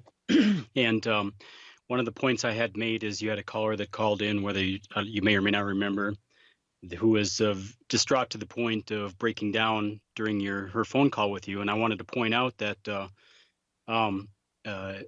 virtually every single parent that has their children disappeared from their lives by our government, they basically go around like that all day long. That any thought that enters their mind, anything, whether they see a child somewhere, they hear a child, they see a child on television, any reference to a child. Sure. Imagine it's got to be the worst situation. If your child dies, you know you can't get them back. You know that they're not suffering. You know that they're not anywhere. There's nothing you can do. If they're kidnapped by a guerrilla group in Kenya or something, you really can't do anything about it. But if they're right here in the United States, turned over to another family, or in custody with the government. Well, the government doesn't keep kids. They've got fosters. They turn them over to foster people. So they're right there at another family's house, and you're just, told you can't do anything about it. Then you've got this invisible force that prevents you from seeing your kid. It has to be the very worst situation. I've got to admit, this is the most terrifying aspect for me of the reason I was, scared of having children is you create this bond, and then they've got this little person they can take hostage from you. Yeah. it's like a ring in your nose that they can lead you around by. They can make you do whatever they want you to do by abducting your children and so on and so forth. Yeah, you're exactly correct. It's extremely devastating.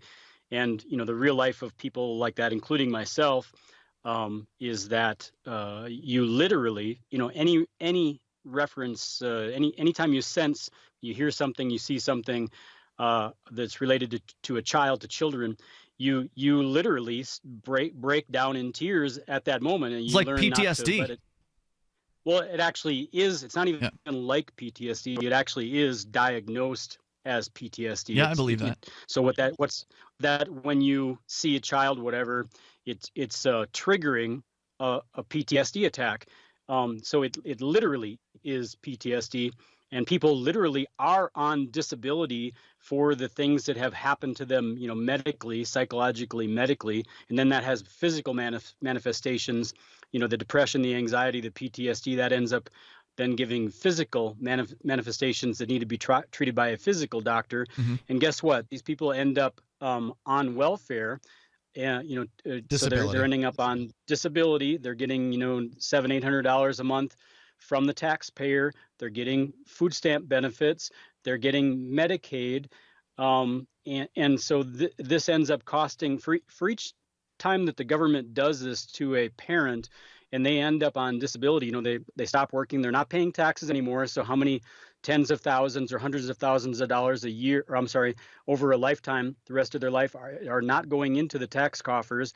Combine that with the fact that now they're drawing at the rate of $15,000-$20,000 worth of tax dollars a year for however many years, 10 years, 20 years. So, and this is all being paid. Anybody who's listening to me who pays any taxes, this is coming out of your pocket. Right. So, so if nothing else, that was one of my other points too, is if nothing else motivates people to take a stand, like they take a stand on anything else, is each one of these cases, then there's court costs and therapist costs and so on and so on. Literally, each one of these parents, that case is costing, and I'm just going to take a wild guess, on average, costing society, the country, the taxpayers, $500,000 plus or minus. Some are more, some are less, but that's coming out of your pocket. What's the solution? There's an incentive. Well, there are many little things that add into the solution. Obviously, there's no single one. How about abolishing Child Protective Services or the Department of Children and Families? Just abolish them entirely.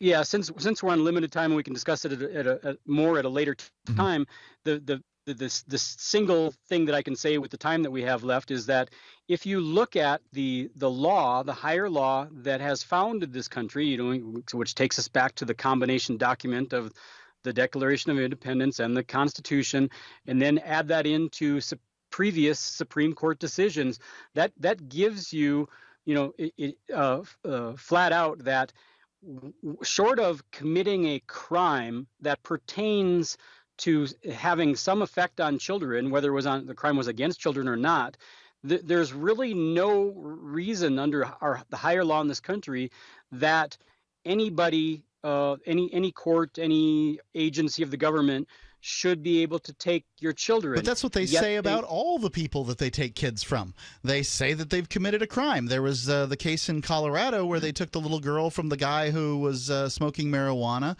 And I think he's talking about real crimes. He's saying that they only, like an actual violent criminal, should have their kid taken away. Fine, your kid has a bruise, and then everybody says it's child abuse. But is that what you were saying? Just to clarify, David, not somebody busted for pot. Yeah, to clarify, here's what I'm saying. By the way, I think it should if you wouldn't have interrupted me, I would have pointed out that the little girl was killed in the foster home after that. And that's sort of important. But you can't the difficulty is proving when somebody is doing something to their kid, and obviously they should get their day in court, but many times kids are just going to be dead before they can prove this stuff. Yeah, well, there's two things there. One, for a future time, the foster program, and there's a Hillary Clinton tie into this one.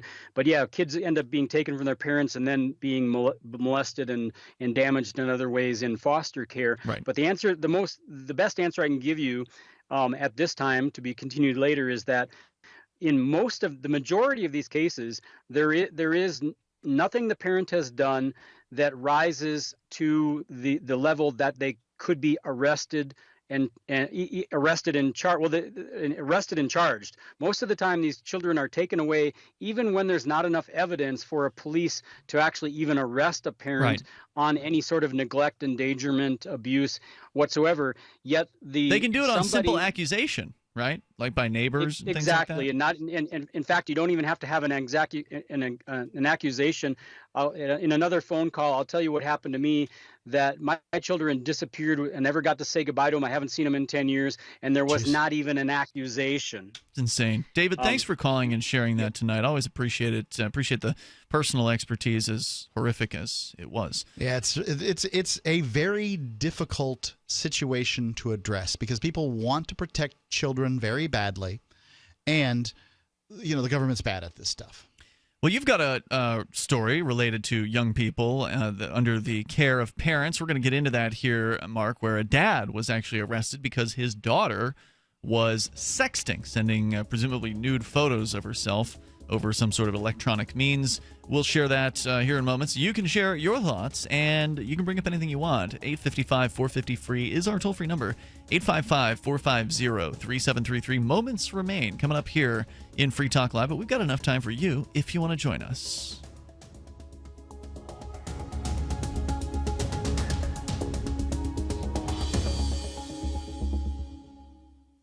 Today, how to incorporate your business in just 10 minutes so you won't lose everything if you get sued. Step 1, stop putting it off. If you're not incorporated and someone sues your business tomorrow, it's not just your business at risk. You can lose everything: your home, your car, even your life savings.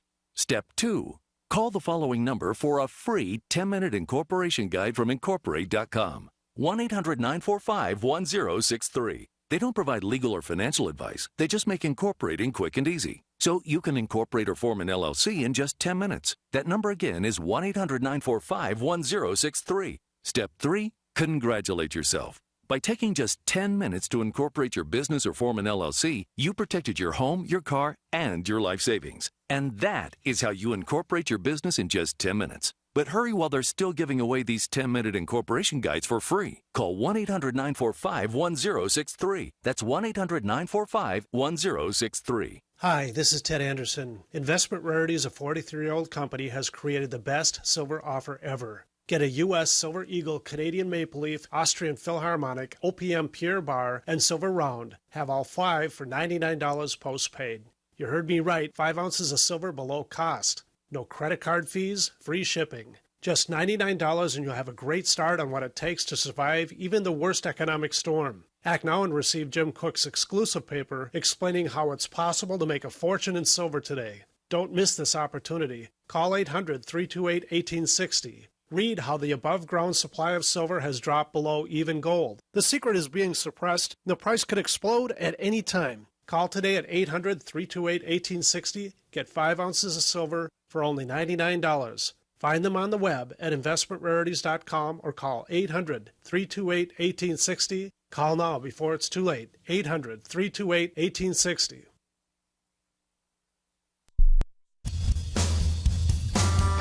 This is Michael Dean from the Freedom Teens Radio Show. I've run websites since 1996 and have used over a dozen web hosts in that time. AgoristHosting.com is the only one that hasn't broken my heart. Agorist Hosting's uptime and service is stellar, and their DDoS mitigation is the best I've seen.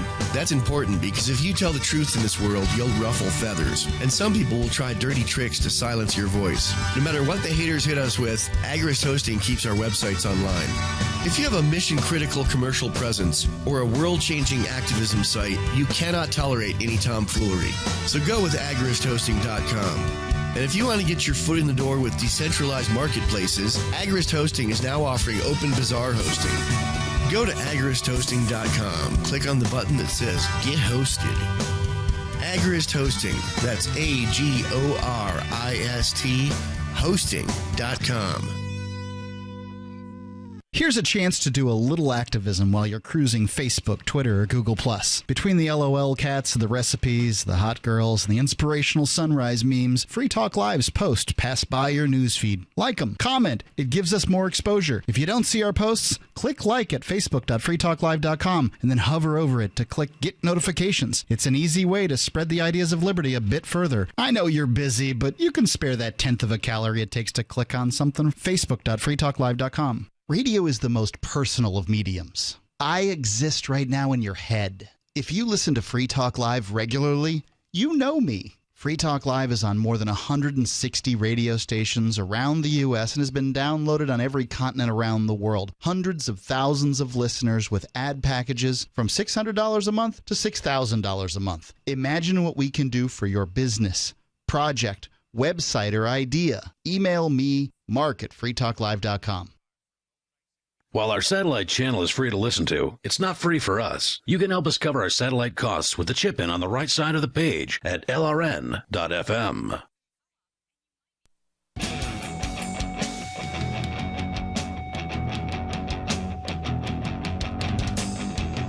It's Free Talk Live. Moments remain here. Enough time for you. If you want to join us, toll-free number 855-450-FREE. That's 855-450-3733. With you tonight, Ian here. And Mark. We've got Skype. Our Skype username is lrn.fm, so feel free to join us there. And if you want to help support Free Talk Live, you can become an amplifier. Please take a moment, go to amp.freetalklive.com. You can read more about the program there. But basically, AMP stands for Advertise, Market, and Promote. It's $5 a month. You can help us get on more radio stations so we can spread the ideas of liberty as far and as wide as possible, and you get perks too. So get all the details, get signed up with any major credit card through PayPal, or use Visa or MasterCard or Bitcoin right there on the AMP site. Go to amp.freetalklive.com. As we go to the phones to the fun, Patrick is in California, listening to K-Talks. Go ahead, Patrick. Hey, guys. I just wanted to chime in on that conversation. As a police officer, I think the only time really I just couldn't hold it together and started crying was on a CPS pickup. I mean, sometimes you go in and you see a situation of, say, a dad loses his job, and the teacher goes ahead and says, hey, this kid's really dirty coming to school. Well, the water was off at his house. We've all gone through hard times. And the city or the people call up and they complain saying, hey, you know, these kids, they're being abused, to which they're not. Their parents are trying to do the best they can. Right. And then you go into a situation on a call where you have to tell the parents they're being wrong when they're trying to do the best they can, and you could see it. And, you know, with the job market the way it is out here and everything else, you know, you just, it's a horrible feeling. It's probably some of the worst calls you can get. So you, as a police officer, have actually gone to people's homes and assisted CPS or whatever they're called in kidnapping children? Well, no, not as well. Yes, you could say yes and no. We had to sit by to make sure that, you know, nobody got hurt. But the beauty of it is we were able to testify on behalf of the parents. I mean, there was 2 cases that in the last 3 years we've had to go to court and get the kids back. But seeing the juvenile situation out there with kids that have been taken and everything, it just ruins their lives. And you just want to, you know, you hate the system for what it does, exactly what you're saying. You see it in a way of, wow, man, maybe they should give this dad a second chance. I mean, we've actually put together funds to where we've helped get people's power turned on. I mean, in our precinct, and I mean, we've done things to try to help out the community and the people. But I'm telling you right now, as I see it, the government going overboard, teachers having too much power to narc on parents when they don't know really the situation. Here's my question, Patrick. Now, you know, we've talked for a long time about people flexing their rights and knowing their rights, and, you know, usually it's in reference to dealing with police.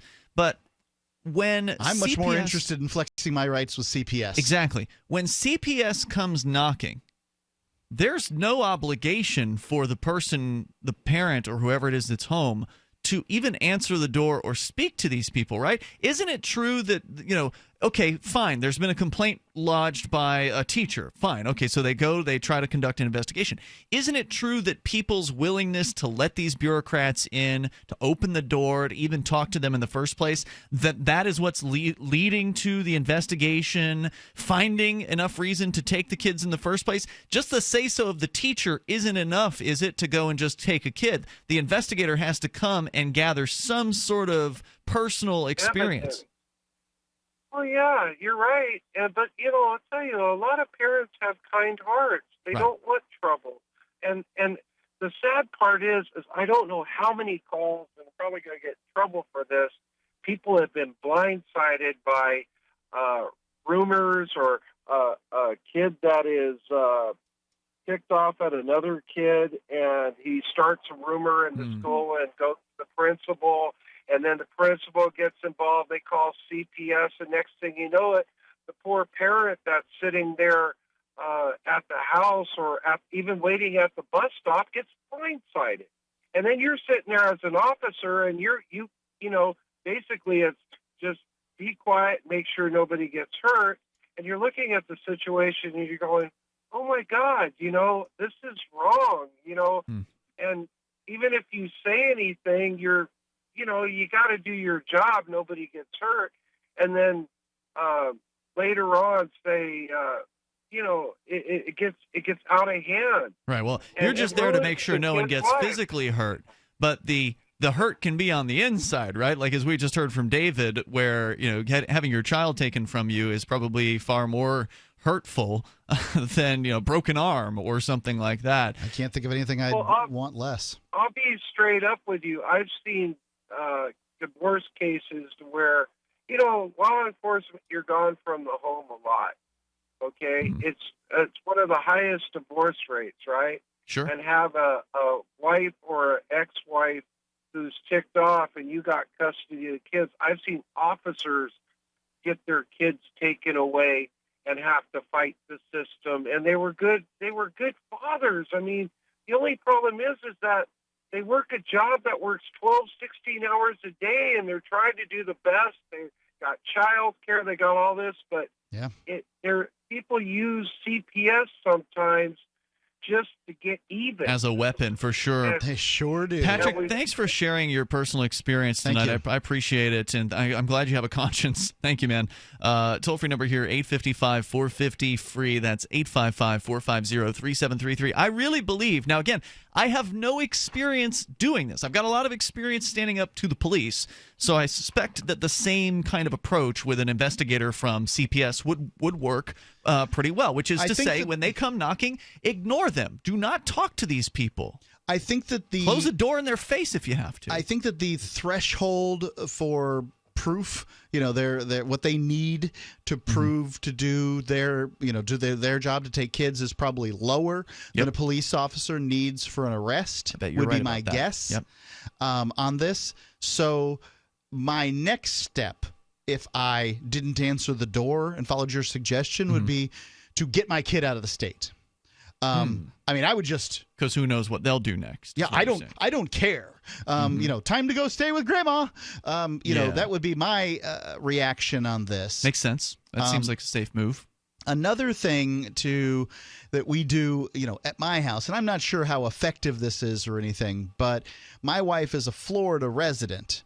She has her driver's license down there. She gets mail down there. She's got her car registered down there, everything. She's a Florida resident. And my son's a Florida resident, but he spends most of his time in New Hampshire. So that affords a certain level of protection, I would think. I mean, they're not going to come after him, but legally that would define him as a resident of New Hampshire. If he were legally able to be a resident. Can you even consider children to be residents? I mean, it's a legal designation. Well, what defines him? Spending most of his time? Frequently, it's how much time you spend somewhere. Fine. That's usually prove one that of the he's factors. in the state for six months and 1 day. Well, you just said something on the radio, so that could be proof. He spends most of his time? Fine. That could change tomorrow, That's right? correct. It could change tomorrow. To be a resident of New Hampshire, according to the statutes, all you have to do is intend to live in the state. Now, obviously, if somebody's knocking on your door, if it's a cop, a lot of times they'll be in uniform. It's easy to ignore them. If it's just somebody who's knocking on your door, you may not realize they're from CPS. But as soon as you open the door and that person says, "Oh, hi, I'm so-and-so from the Department of Children and Families. Goodbye." Oh, close the door right then. I have to get something.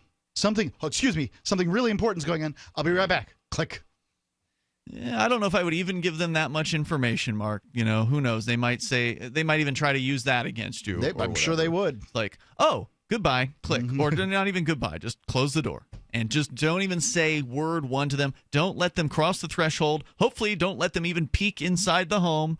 Opening the door could be dangerous because there was a bong on that table in the background or something like that, right? Like they could use whatever they see as evidence against you. So don't let them gather any evidence on you whatsoever. And I think that's what our caller was pointing They're out. law enforcement officers, and any attorney is going to say, do not speak to law enforcement officers without an attorney present. CPS is not law enforcement. They function like a law enforcement officer. Right. They use law enforcement officers to back them up when they're going to take a child or going to... Well, then if they don't have the force of law behind them, how do they take people's children, Ian?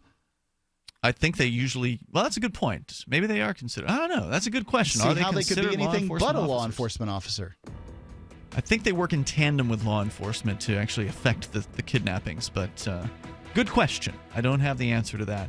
But regardless, I think a lot of these folks are their own worst enemy, and they don't realize it. Like he said, they're trying to minimize damage. They think they're helping by talking to these bureaucrats and showing them how much they care about their kids. The reality is those bureaucrats don't care, a lot of them. We'll see you tomorrow night. Online in the meantime at freetalklive.com.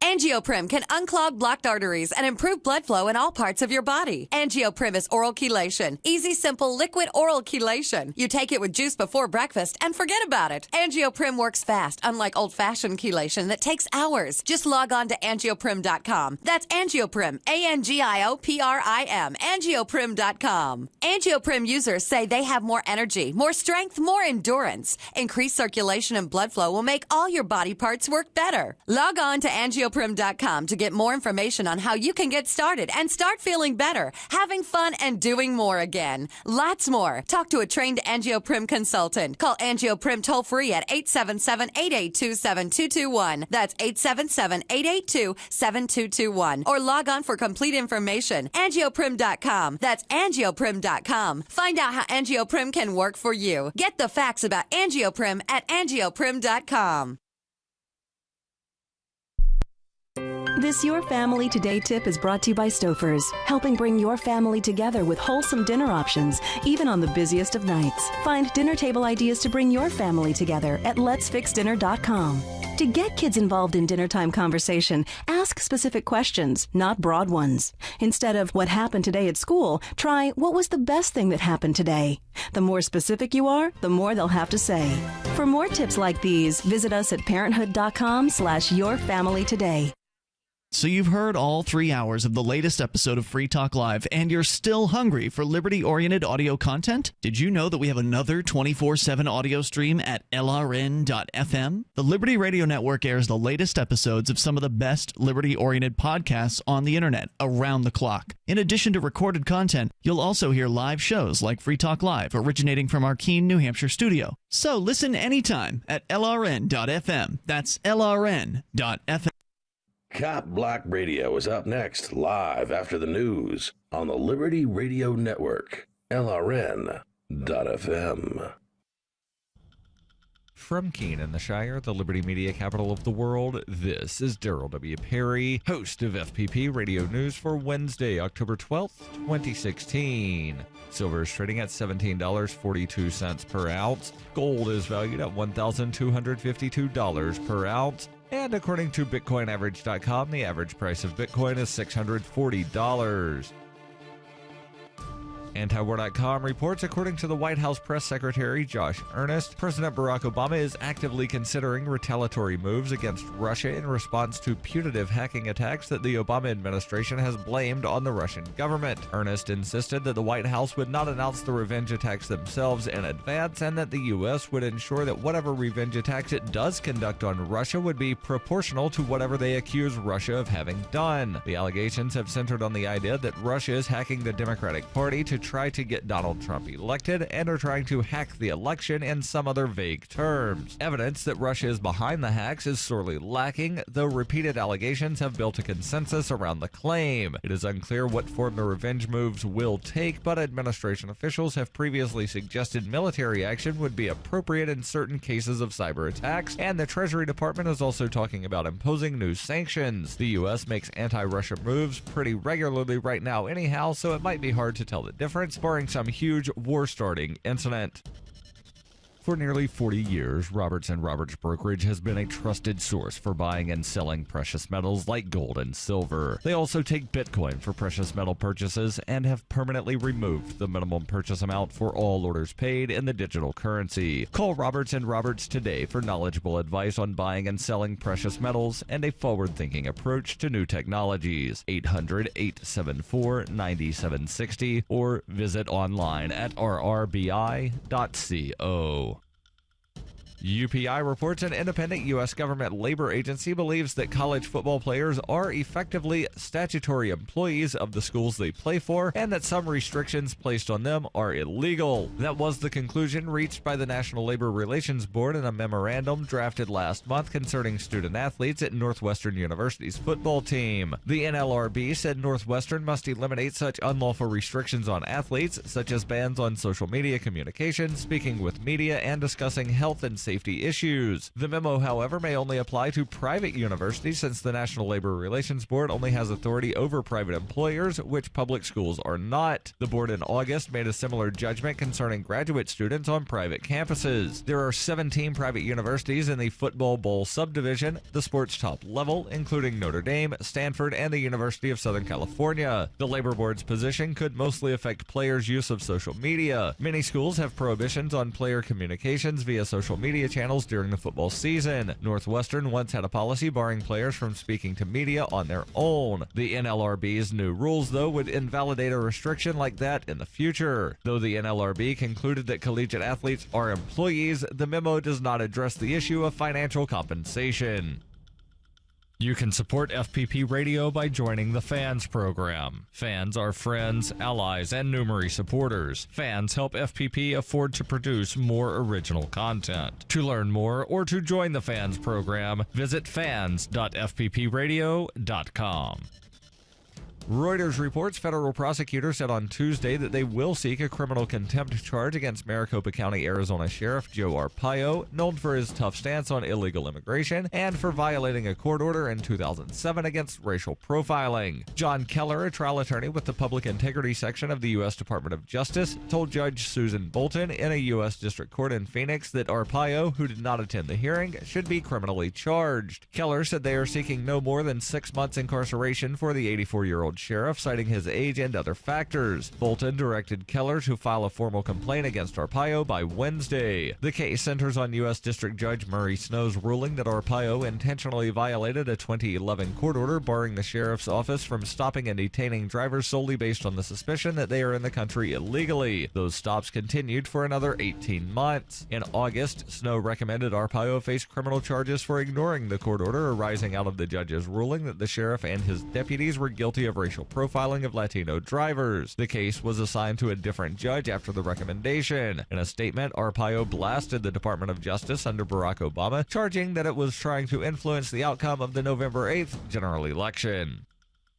This has been FPP Radio News, online at fppradio.com.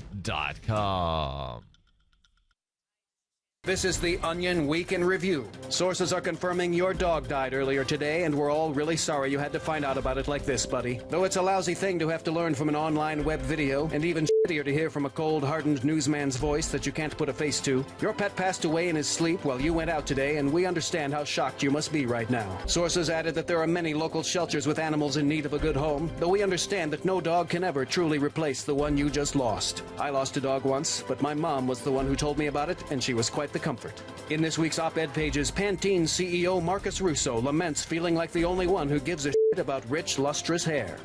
In other news, a study finds that newborn infants can tell if their parents are losers. A man who just assembled a desk is unsure how he has every screw left over. And Jeff Beck is lured into a dark alley with the old guitar pick on a string trick. For more, visit theonion.com/newsbeat. This is the Onion News Network. Bad boys, what you want, what you want, what you gonna do when Chevy John don't come for you? Tell me. Cop Block is filmed live on location from the Shire, broadcasting on LRN.FM every Wednesday from 10 to midnight Shire time. How's everybody doing tonight? I am terrific. Hope that you are safe, have not been contacted by the government. Cop Block